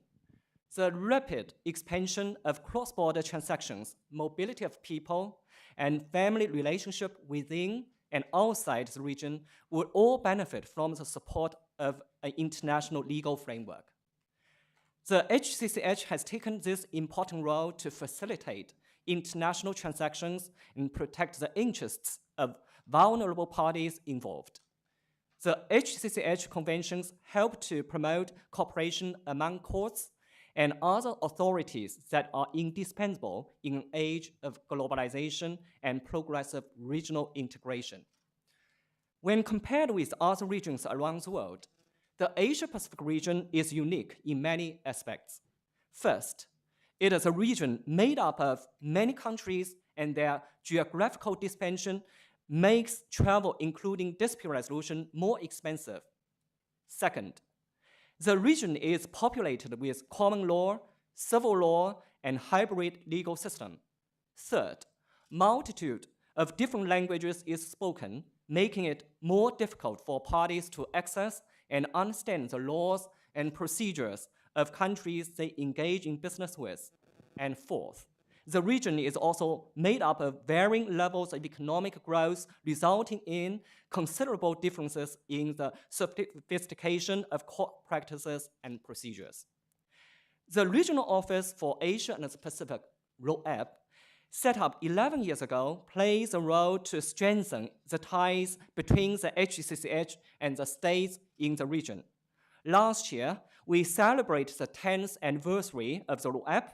The ROAP has aimed to promote the HCCH and its conventions by increasing awareness of the value of the membership of the organization and the usefulness of the conventions to the region.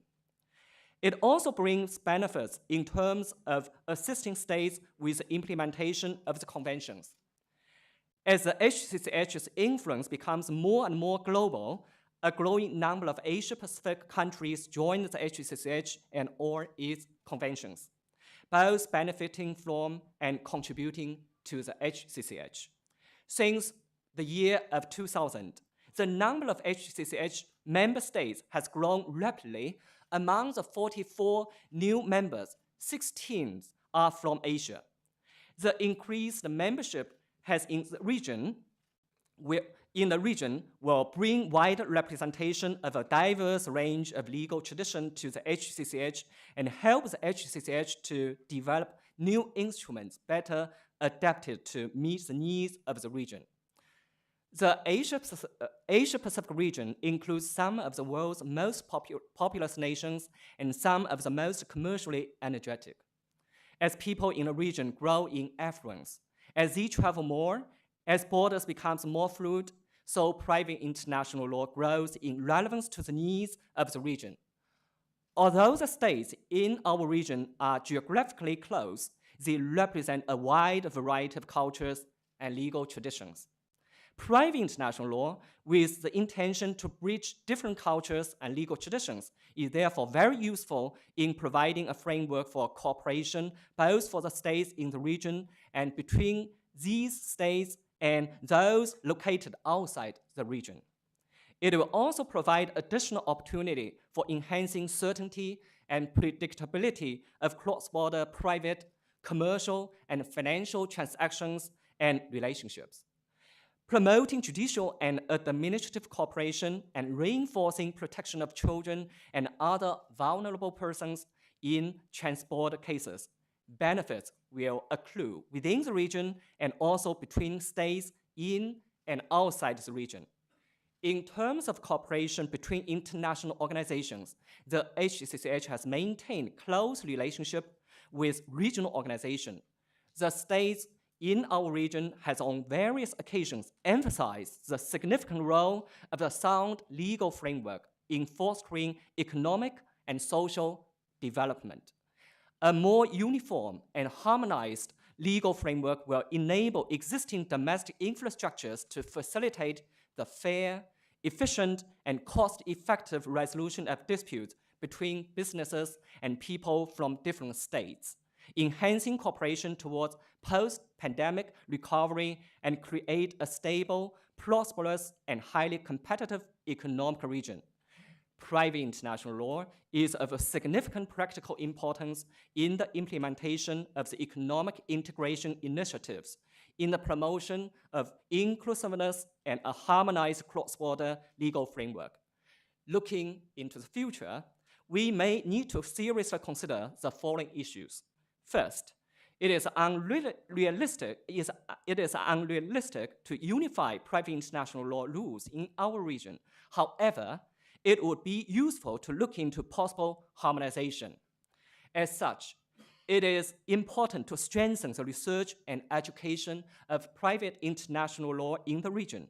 We need to have a core team of scholars and experts working together to explore the possible approach to realize the harmonization of private international law in our region. Second, when it comes to Great Bay Area in China, it would be necessary to look into the issues related to inter-regional conflict of laws. At the moment, mainland China and Hong Kong, Macau have reached bilateral arrangements on judicial and administrative assistance in various issues. It would be necessary to explore conflict of laws issue within the context of a sovereign state.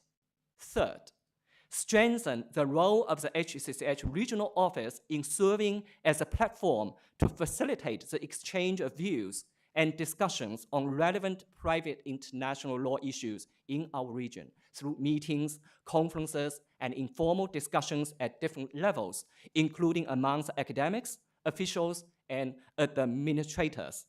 Fourth, international conventions have been considered most useful in the harmonization of this process, in view of the difficulty and necessary efforts in the conclusion of hard laws. We may also need to consider the functioning of soft law documents. To sum up, private international law provides those whose lives and activities across the borders between different legal systems with a high degree of legal certainty and predictability. Apart from enhancing the ease of doing business, they also establish effective state-to-state judicial and administrative cooperation mechanisms that can overcome the challenges of cross-border procedures and promote the orderly and efficient settlement of disputes, good governance, and the rule of law. Private international law works for people and businesses alike, effectively helping them to overcome the daily practical challenges of private international law issues. It has a direct impact on people's lives and the way commercial operators conduct their cross-border businesses. The impact of private international law is rising. A changing global environment, fanned by new technologies and digitalization, requires strong frameworks which accommodate pragmatically differences between jurisdictions that otherwise would prove significant obstacles to trade, commerce, investment, and mobility. This is particularly relevant to the Asia-Pacific region, with rich cultural background, legal system, and largest population. There is no doubt that private international law will bring about much practical benefits to our region in building bridges between legal systems and reducing obstacles to cross-border dispute resolution, and reinforcing legal certainty and security across border, increasing the ease with which commercial policy, and human capital can be best leveraged in a dynamic and fast-paced environment in our region. So with this, I conclude my presentation. Thank you very much. Thank you very much. Please return to your seat. Thank you, Professor Yun Zhao, for sharing your insights with us. So, ladies and gentlemen, next let's have Ms. Melissa Pound. Please come to the podium for your remarks.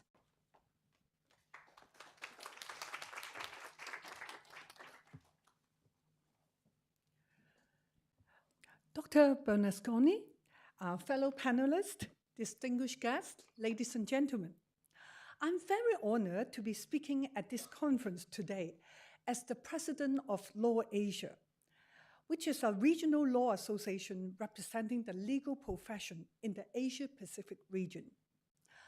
On behalf of Law Asia, I would like to extend our most sincere congratulations to the Hague Convention on Private International Law, HCCH, on its 130th anniversary, and also the entry into the force of the HCCH 2019 Judgments Convention on 1st of September. The HCCH has been instrumental in harmonizing private international law and promoting mutual legal cooperation, thereby enhancing legal certainty and legal predictability in our interconnected world. The HCCH Regional Office for Asia and the Pacific has been actively engaged in Hong Kong for over 11 years, working towards the progressive unification of private international law. It has successfully encouraged many Asian countries to join the HCCH and becomes party to its instruments. This really demonstrates that Hong Kong serves as an ideal regional legal hub. And for Law Asia, we also recognize the importance of Hong Kong as an international legal and dispute resolution hub. Following the success of Law Asia 32nd Conference in Hong Kong back in 2019, we have strengthened our cooperation and exchange with the Department of Justice in Hong Kong. Law Asia now has a presence in the Hong Kong legal hub, enabling us to expand our activities and grow in the region. We are grateful to the Department of Justice for facilitating our training programs, conference, and other events. In fact, we do plan to host another conference in Hong Kong in the second quarter next year. So it highlights Law Asia's commitment to Hong Kong as an international legal hub. Law Asia has a strong interest and connection with the United Nations. Actually, the idea of setting up Law Asia, it actually stems back to 1964 in a United Nations Human Rights Seminar in Afghanistan. Since we set up in 1966, we work closely with our organization members to address the challenges facing the region. We have over 50 leading bar associations and legal organizations, spanning across over 40 jurisdictions in Asia and the Pacific region. Most of them are Belt and Road countries. And one thing in common is we are all guided by our core values of the rule of law, access to justice, and the protection of human rights, and international legal cooperation is at the heart of our mission. And talking about our working relation with HCCH, actually, my immediate past president, Mr. Jong Wan Choi from Korea, was invited to join HCCH working group on matters related to jurisdiction in transnational civil or commercial litigation working group. And he represents Law Asia to take part in this working group as an observer. So the Law Asia voice is heard, and also we hope we can share our experience in further the working group's work. And as an organization, Law Asia also hold consultative status at the meeting of the United Nations Economic and Social Council subsidiary bodies, and also, as well as the United Nations Commission on International Trade Law. And also, we have permanent observer status at the World Intellectual Property Organization. And as to the work of Law Asia, because we issue statement of principle on matters of law, legal practice, the legal profession, and the rule of law. And our statement aims to reflect a consensus view of our members. Important issues we hold dearly to our heart are like children's rights, access to justice, privacy law, and freedom of assembly for lawyers, human rights, and the protection of the rule of law. They are all central to Law Asia's work. And we also have observer mission, fact-finding assignments. And for example, we have conducted fact-finding missions in the Republic of Maldives, and we set up a presidential task force on the humanitarian crisis in the Rakhine state in Myanmar. And last week, we also held our human rights conference in Fukuoka.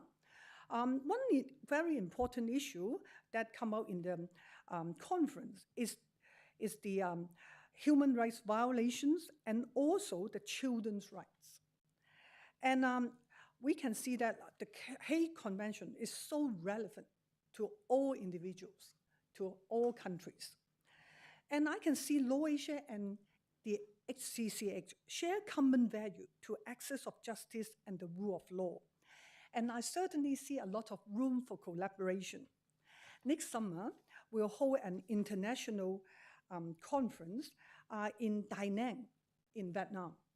This will focus on the United Nations Declaration on Children's Rights.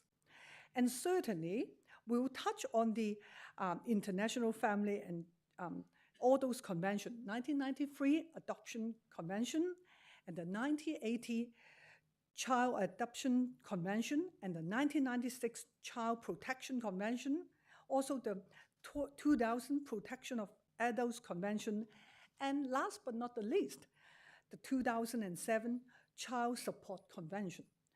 They are very important conventions, and we hope we can, in our conference, we can have the opportunity to collaborate more with HCCH. And also, this year, our annual conference will be held in Bengaluru, in India, in November 24th to 27th. And certainly, Hague Conventions is one of a very important topic that we will discuss. And I'll extend invitation to you all to join Law Asia in India. And also, now I would like to thank the HCCH, and also with the support of Department of Justice and the Hong Kong U Law Faculty, for making this such a wonderful HCCH Asia Pacific Week. Because I can see we have friends from all over the world, and I believe, and this is only through dialogue and collaboration, that wonderful things and essential things, such as access to justice, rule of law, equity, equality, sustainable development can be achieved. And I have to congratulate the HCCH for its 130th anniversary. And sure, we'll look forward to more collaboration in the future. Thank you. Thank you very much, Ms. Melissa. Thank you. Thank you very much for your speech. And now, ladies and gentlemen, let's have Dr. James Dane to the podium for his speech. Welcome to the podium.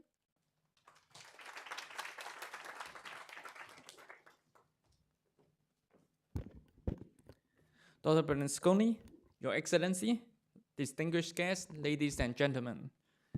May I first express my gratitude to HCCH for putting together this Asia Pacific Week in Hong Kong and for inviting me to speak at these important sessions. This year's Asia Pacific Week is timely as it offers us an opportunity occasions to come together to celebrate the 130th anniversary of HCCH, which has since the late 19th century dedicated itself to the international developments of private international law. While a lot have changed since 1893, and HCCH has been tackling many new challenges nowadays, there's one area that HCCH has been working on and will continue to work on. That is technical assistance or capacity building for contracting states and potential contracting states. In fact, capacity building initiatives by and among international organizations play a key role in equipping government officials, practitioners, and other stakeholders to navigate the international legal landscape.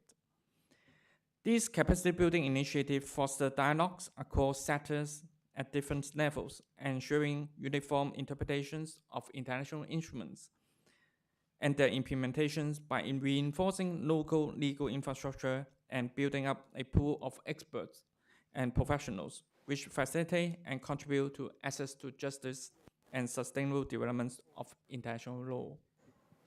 As the chair of the APEC Economic Committee, I would like to thank HCCH for the capacity building efforts offered to the APEC members, especially since the establishment of the HCCH. Hello. Yeah, I would like to thank, in particular, HCCH and its regional office for Asia Pacific, WOAP, in Hong Kong, for the efforts of capacity building offered to APEC members. Over the years, a number of APEC workshops have been organized to enhance APEC member economies' understanding of Hague instruments and build the capacity of APEC members' economies to improve their current regimes by making good use of HCCH instruments. These workshops cover areas on ease of doing business through promoting HCCH instruments such as the Apostle Conventions, Choice of Court Conventions, and other capacity building initiatives relating to the supply chain and dispute resolutions. The strong collaborations between HCCH and APEC has reached a milestone in 2017 when the HCCH has become an accredited guest of the APEC Economic Committee and is able to attend meetings and other work of the Economic Committees since then. All these efforts have helped to promote greater awareness of the value and importance of HCCH instruments for economic developments in the APEC regions. It's most encouraging to note that the APEC minister in 2014 welcomed the joint effort of the Economic Committee and the Asia Pacific Regional Office of the Hague Conference on Private International Law to build awareness of private international law instruments to facilitate cross-border trade and investment, enhance ease of doing business, and foster effective enforcement of contracts and efficient settlement of business disputes. Stressing the importance of work to develop model legal instruments and commanding APEC work in this area in collaboration with the Hague Conference on Private International Law, the ministers in the 2015 APEC Structural Reform Ministerial Statements further agreed that the development of international legal instruments and their adoption will create a more conducive climate for cross-border trade and investments, thus facilitating economic growth. Use of these instruments provides greater legal certainty in cross-border transactions, harmonization of finance and dispute resolution systems, closer economic and legal integrations among cooperating economies, and the simplification of procedures involved in international transactions. Through its constructive engagement with APEC, as testified by the various statements by the APEC minister and economic leaders, HCCH has gained a strong foothold and effectively raised its visibility in the Asia-Pacific regions. We are very pleased to learn that over the past few years, there has been a steady increase in the number of HCCH members and contracting parties from Asia-Pacific. In particular, we are excited to note the latest developments in relation to the Apostle Convention in the Asia-Pacific.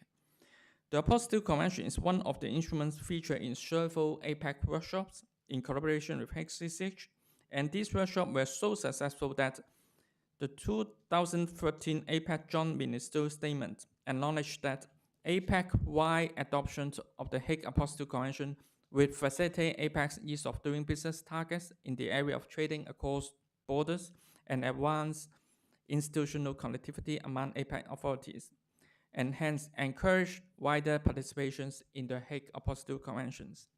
Since then, many APEC members have become parties to the Apostille Conventions, namely, Chile acceded to the convention in 2015, the Philippines acceded to the convention in 2018, Singapore and Indonesia acceded to the convention in 2021, and for Indonesia, it's also the first HCCH instruments that it has joined. China and Canada just acceded to the convention this year, which will soon come into force from them. And WOAP continues to engage several APEC members concerning their possible accessions to the Apostille Conventions. The above example on the Apostille Convention clearly illustrates the importance of capacity building initiatives to facilitate the process of considering and implementing the relevant HCCH instruments for strengthening economic legal infrastructure and enhancing ease of doing business, some of the core areas of structural reform promoted by the Economic Committee. Therefore, it's of no surprise that the APEC economic leaders in their 2014 declarations recognized the role of internationally recognized private international law instruments, such as the Hague Conventions, and encouraged wider use of these instruments, which would contribute to APEC's regional integrations, connectivity, and structural reform agenda.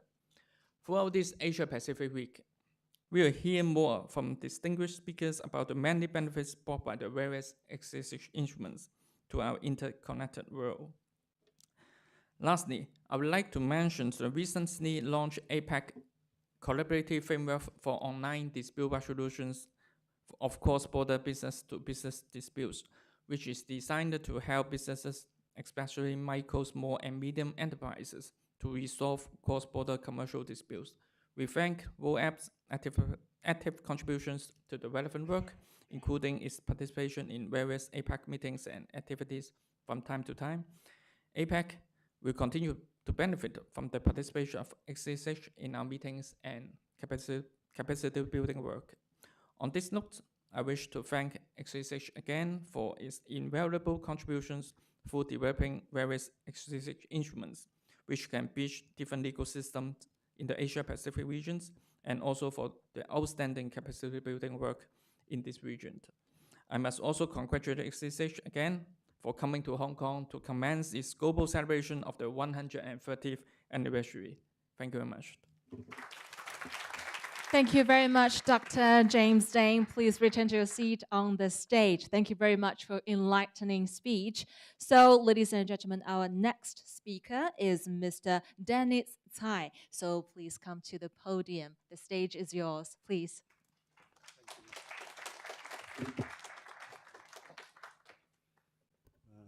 Secretary General Dr. Bernasconi, Your Excellency, ladies and gentlemen, good afternoon.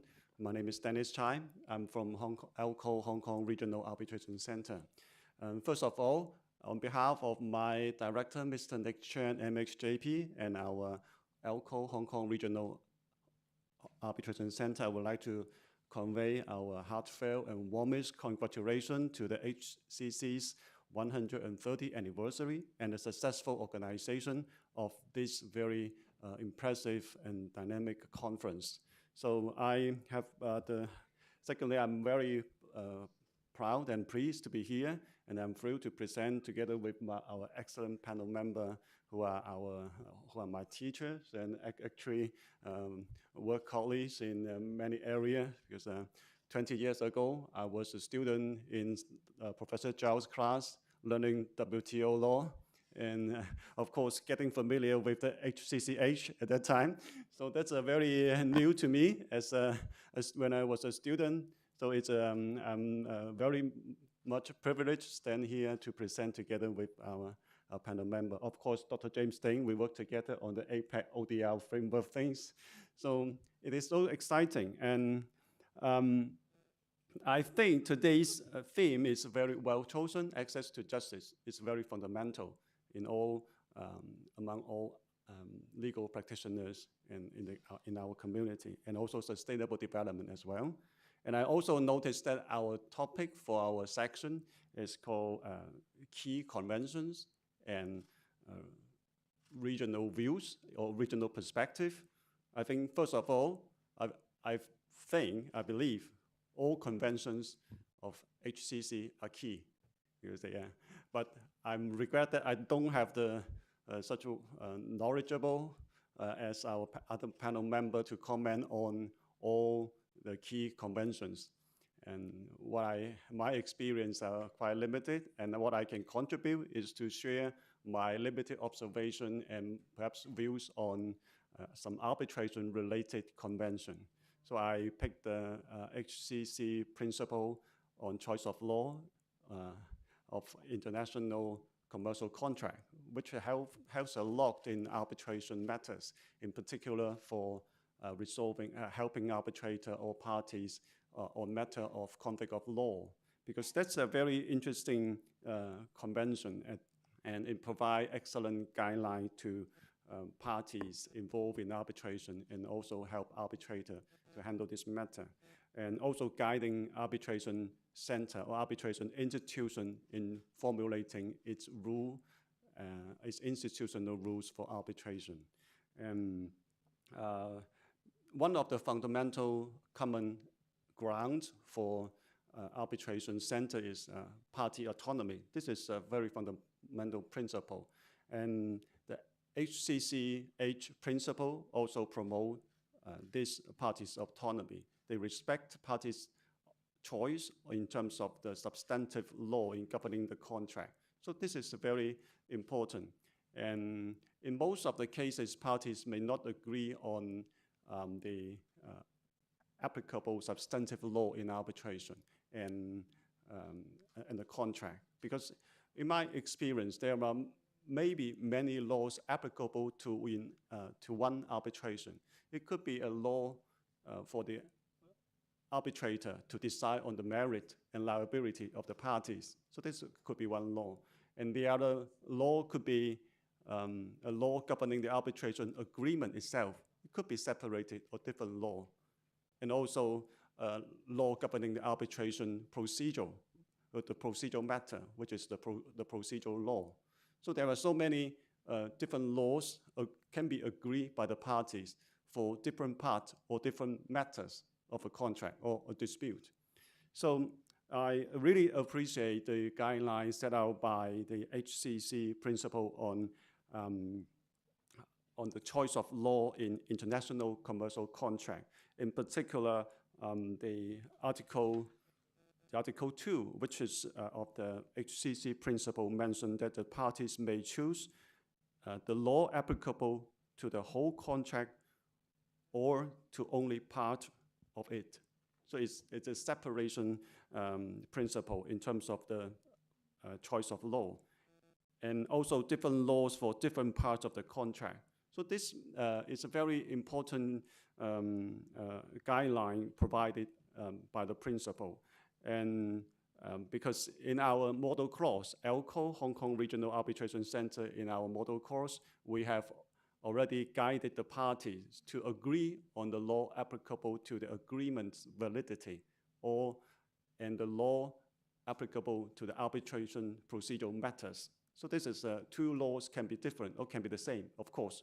ELCO, Hong Kong Regional Arbitration Center, we promote Hong Kong law as this kind of procedural matter for governing.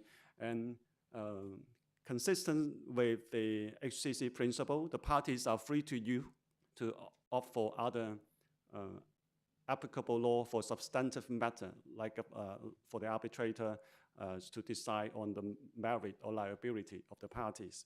So this is one of the one example that I would like to share.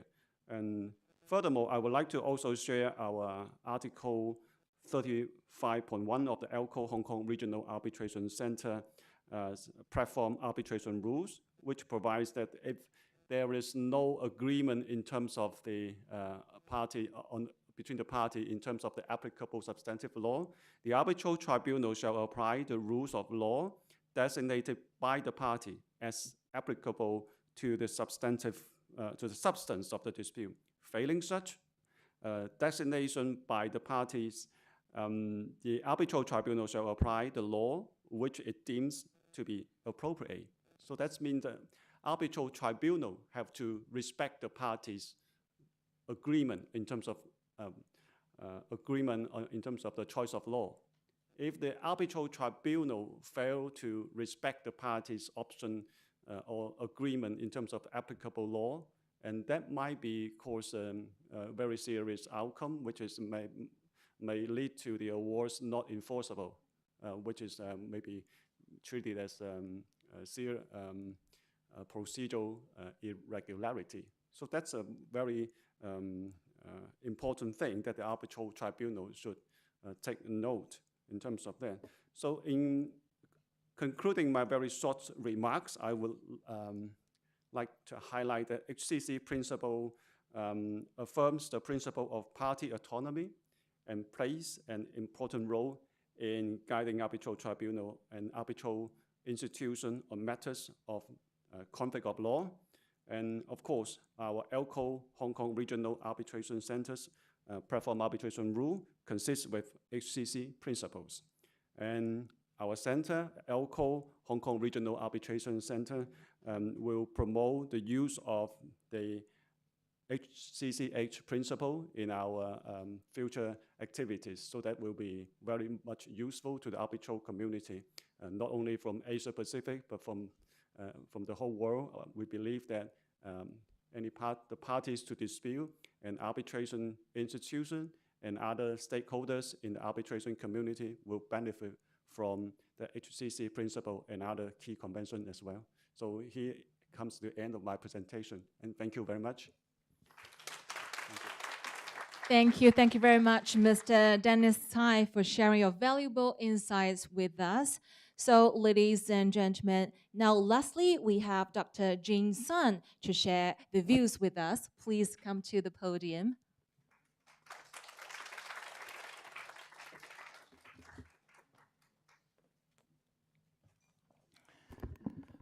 His Excellency Secretary General Dr. Bernasconi, and my fellow panelists, distinguished guests, ladies and gentlemen.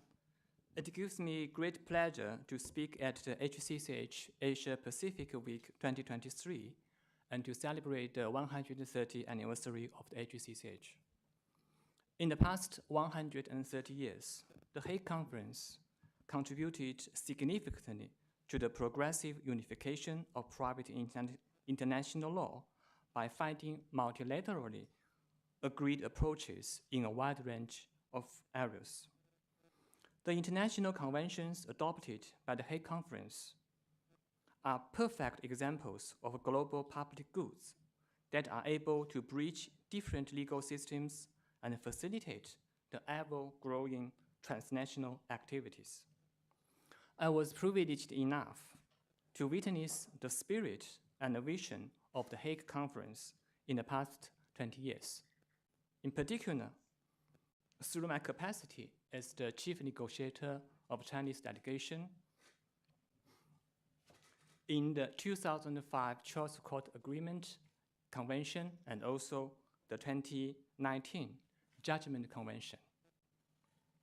The successful story of these two conventions represents the joint efforts of all member states of the conference and highlights the leading role an international organization may play in forming new international rules in the common goods of all states and its people in this age of globalization. Ladies and gentlemen, we now live in an interconnected world where no state or jurisdiction stands alone or can stand alone. In this increasingly connected world, with rapid mobility, multiplying cross-border transactional and globalization generally, disputes and conflicts are inevitable. The key question is how these disputes and conflicts can be resolved peacefully and effectively. That's why HCCH has worked in the area of jurisdiction and judgment for so many years. While litigation and arbitration are no doubt the most common form of dispute settlement mechanisms, mediation has become a widely used method of conflict resolution, both locally and internationally. Even in the 1996 Hague Child Protection Convention, there is an article concerning mediation. Comparing to other forms of dispute settlement mechanism, mediation is a flexible and consensual technique which is especially useful at the times when a solution is needed, which the parties still hope to keep the outcome in control, thus avoiding breaking down the relations. Apart from confidentiality, parties can change the win or lose mindset to win-win cooperation and come up with creative solutions while the relations and long-term interests can remain intact. Despite the global trend and the rising demand for mediation, currently there is no intergovernmental body that is dedicated to mediation. The existing international dispute settlement organizations, many take mediation as a supplemental measure to litigation or arbitration procedures. In response to the development momentum of and the demand for mediation, China, joined by many like-minded states, concluded the joint statement on the future establishment of the International Organization for Mediation in 2022, agreeing to jointly establishing the International Organization for Mediation, the IOMED, with the aim of providing dedicated mediation service as well as friendly, flexible, cost-effective, and convenient solutions to various international disputes. The joint statement laid down common understandings on the key elements of the IOMED, which provide a solid starting point for the preparatory work of the establishment of the IOMED. The International Organization for Mediation is unique in the sense that it will be the first intergovernmental organization dedicated to resolve international disputes through mediation. It will act as a useful complement to the existing international judicial and arbitral organizations by providing a new option for peaceful settlement of international disputes enshrined in the UN Charter. It will also be a global public good for rule of law that can strengthen the global governance system and enhance the participation and representation of the developing countries in the dispute resolution area. According to the joint statement, the IOMED will undertake the following functions. A, to promote the use of mediation in dispute resolution, to develop the culture of mediation, and to explore and promote best practices of mediation. B, to promote the use of mediation in dispute resolution. C, to organize international, regional, national, and local forums and conferences on mediation, building a platform for communication, capacity building, and information sharing. D, to cooperate and communicate with other international organizations and dispute resolution agencies. Ladies and gentlemen, creating an international organization from the ground up is not an easy task, and it requires synergy from parties and stakeholders who are committed to working together towards the common goal. Following the conclusion of the joint statement, the preparatory office of the IOMED was set up in Hong Kong in February this year. Pursuant to the local legislation, the preparatory office enjoys judicial personality and the legal capacity required to exercise its functions.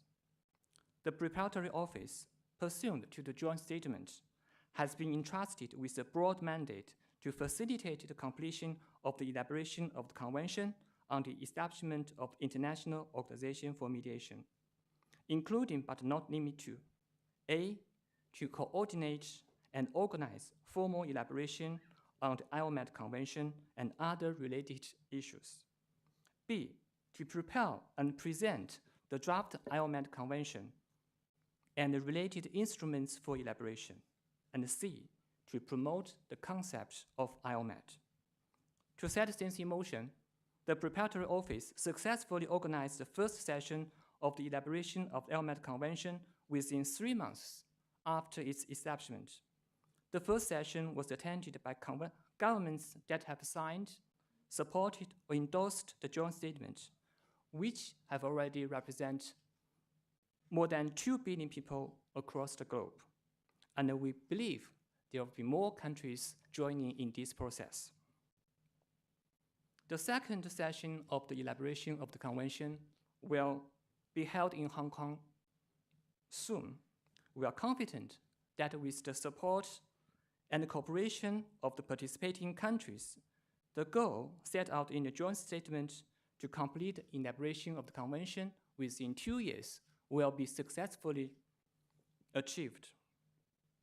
Ladies and gentlemen, compared to the remarkable contributions and achievements of the Hague Conference, we know IOMED has high expectations to meet and yet a long way to go, maybe to run.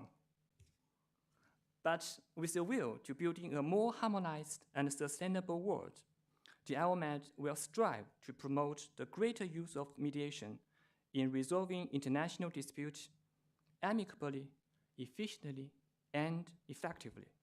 On this note, may I wish the HCCH Asia Pacific Week very success. Thank you very much.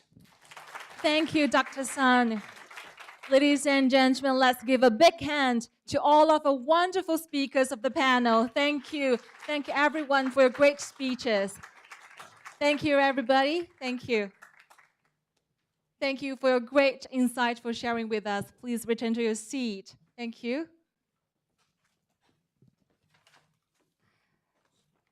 Thank you, gentlemen. Your contributions have added immense value to our discussion. Thank you very much for this great discussion. And ladies and gentlemen, please take your seats as we move on to the next session of the conference, the announcement of the statement.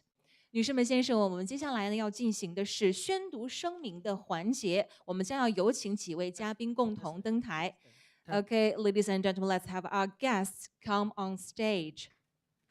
Please let's welcome Mr. Fang Jianming, Deputy Commissioner Office of the Commissioner Ministry of Foreign Affairs of the People's Republic of China in Hong Kong SAR.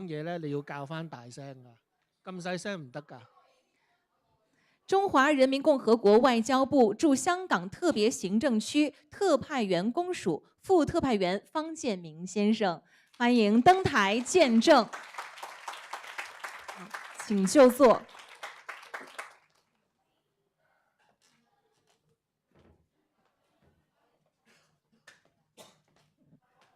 And also, let's welcome Professor Jiading Go Escola, Deputy Secretary General of the Hague Conference on Private International Law. Please come to the stage and have a seat. Dr. James Ding, Chair of the APAC Economic Committee, Law Officer, International Law of the Department of Justice of the Hong Kong SAR. Please join the stage. Professor Zhao Yun, representative of the HCCH, ROAP, Associate Dean of the Faculty of Law of the University of Hong Kong. Please join the stage.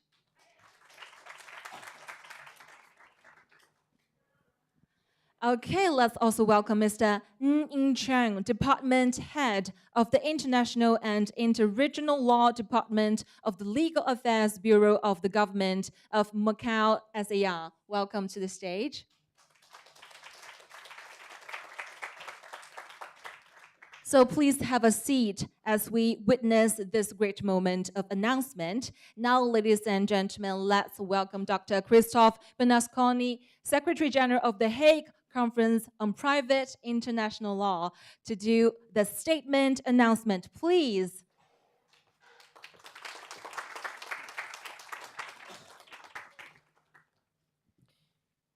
Thank you very much, moderator, and thank you indeed for your wonderful work this afternoon. So it gives me now pleasure to read out to you a statement that will serve as memory, I guess, of what we have been and will continue to be discussing in the coming 4 days. On the occasion of HCCH Asia Pacific Week, Hong Kong 2023, jointly organized by the government of the Hong Kong Special Administrative Region, SAR, People's Republic of China, the Faculty of Law of the University of Hong Kong, and the Permanent Bureau of the Hague Conference on Private International Law, HCCH. Celebrating the 130th anniversary of the HCCH and recalling its mandate to work for the progressive unification of the rules of private international law. Welcoming the recent entry into force of the Convention of 2nd of July 2019 on the recognition and enforcement of foreign judgments in civil or commercial matters, the 2019 HCCH Judgments Convention, on the 1st of September 2023. Emphasizing the interconnectedness of societies and the need to provide legal certainty and predictability for individuals, families, and businesses involved in cross-border situations. Understanding that robust legal frameworks and effective access to justice contribute to legal certainty in international transactions and dispute resolution, efficiencies in business, trade, and investment, protection of weaker parties, and increased entrepreneurship and innovation. Recognizing the increasing digitization of societies, the inherently cross-border nature of digital technologies, and the networks that they create, as well as the new challenges arising from digitization that will require solutions provided by the unification of rules of private international law. Underlining the importance of strengthening international cooperation bilaterally, regionally, and globally. Recognizing that HCCH conventions offer effective multilateral solutions to private international law challenges, with proven international standards that are widely accepted, respect diversity of legal traditions, and complement global human rights instruments. We, the participants of HCCH Asia Pacific Week Hong Kong 23, do hereby recognize the ever-increasing practical importance of the work of the HCCH, and that the implementation and operation of HCCH conventions and instruments contribute to the achievement of the Sustainable Development Goals and Agenda 2030. Encourage all states, including those in the Asia and the Pacific region, to join the HCCH as members and to consider becoming party to HCCH conventions and instruments, including the 2019 HCCH Judgments Convention. Undertake to promote the visibility of the HCCH and its work in the areas of international family and child protection law, transnational litigation and apostille, as well as international commercial, digital, and financial law. Encourage states to work towards enhancing technological understanding and capabilities in order to facilitate the development and operation of relevant legal frameworks and to identify gaps that may be resolved through HCCH conventions and instruments. Commend the People's Republic of China, especially the government of the Hong Kong SAR and the University of Hong Kong, for their generous support in hosting HCCH Asia Pacific Week Hong Kong 2023. Invite other states in Asia and the Pacific to consider hosting HCCH Asia Pacific Week 2024. And that takes us to the end of that statement, which we just associate to us comprehensively here as a group of participants. But let me just take a few seconds, really, to show how beneficial these meetings can be and these gatherings can be. I have listened carefully to all the presentations we have heard, and I would like to thank all the speakers who took the floor and addressed us this afternoon. But there are immediate takeaways for further cooperation And I think that is really the essence of all our collective efforts to try and bring these collective efforts to the next level, to make sure that a wider group of states, people, companies can benefit from this work. James Ding was kindly referring to our APEC efforts, and I was delighted to contribute these efforts in the past, but through you and your network, indeed, a lot has happened in Asia Pacific, and we will continue on that path and join our forces and make sure that more benefits come out of it. I was delighted to hear about the progress that Law Asia is making. I have to admit, I was not aware that their scope of activities was so large, so broad. And again, we can see a lot of potential synergies there to be developed, and I would be delighted to pick this up. And then, my dear friend Sun Jin, where are you? Yeah, sorry, I couldn't see you. First of all, lovely to see you again after this time. And again, I learned from you of this IOMED organization in development. I didn't know that it was progressing so well. And you kindly refer to mediation efforts in relation to various HCCH conventions. Immediately, again, we can see a lot of potential for synergies, for cooperation, for joining forces, for bringing all this expertise together so that, again, a larger group of people, and maybe in the case of mediation, vulnerable people, but also businesses can profit and benefit from this joint expertise.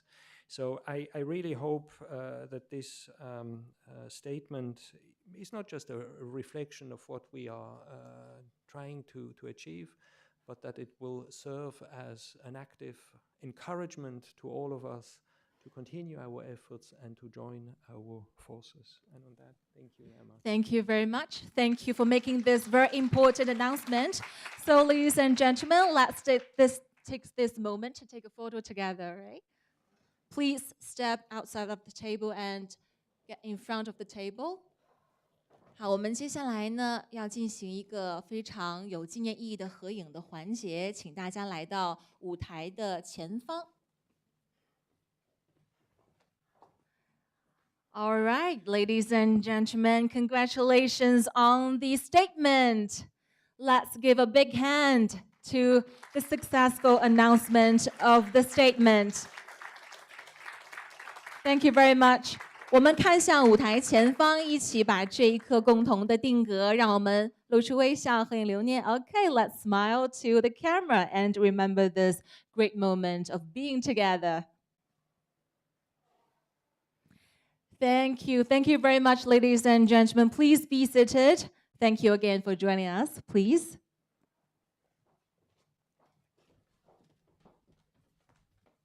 Thank you. Congratulations. Thank you. 谢谢，非常感谢。All right, ladies and gentlemen. So, at the first day of the conference comes to an close, we would like to extend our deepest gratitude to each and every one of you for being here with us today.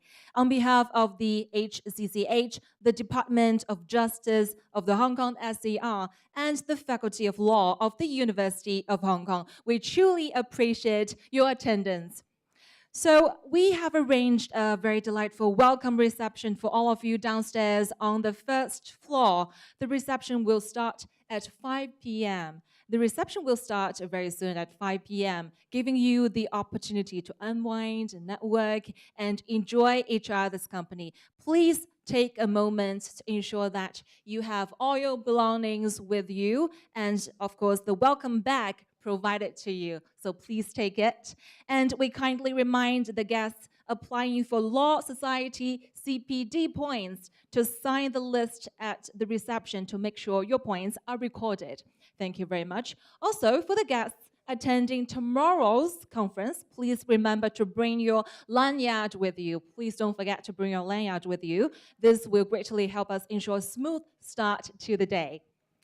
And to our guest speakers, we have arranged a coach to transport you back to the hotel 181. The coach will depart at 7 p.m. right after the welcome reception. So our students ambassadors holding the event poster will escort you to the boarding point. So should you require any assistance on campus or need information about Hong Kong in general, please do not hesitate to approach to our dedicated student ambassadors. They're very helpful. And once again, thank you so much for your participation today, ladies and gentlemen. Have a great time in Hong Kong. And cheers to a wonderful night ahead of us. Thank you very much. I'll see you tomorrow. Thank you.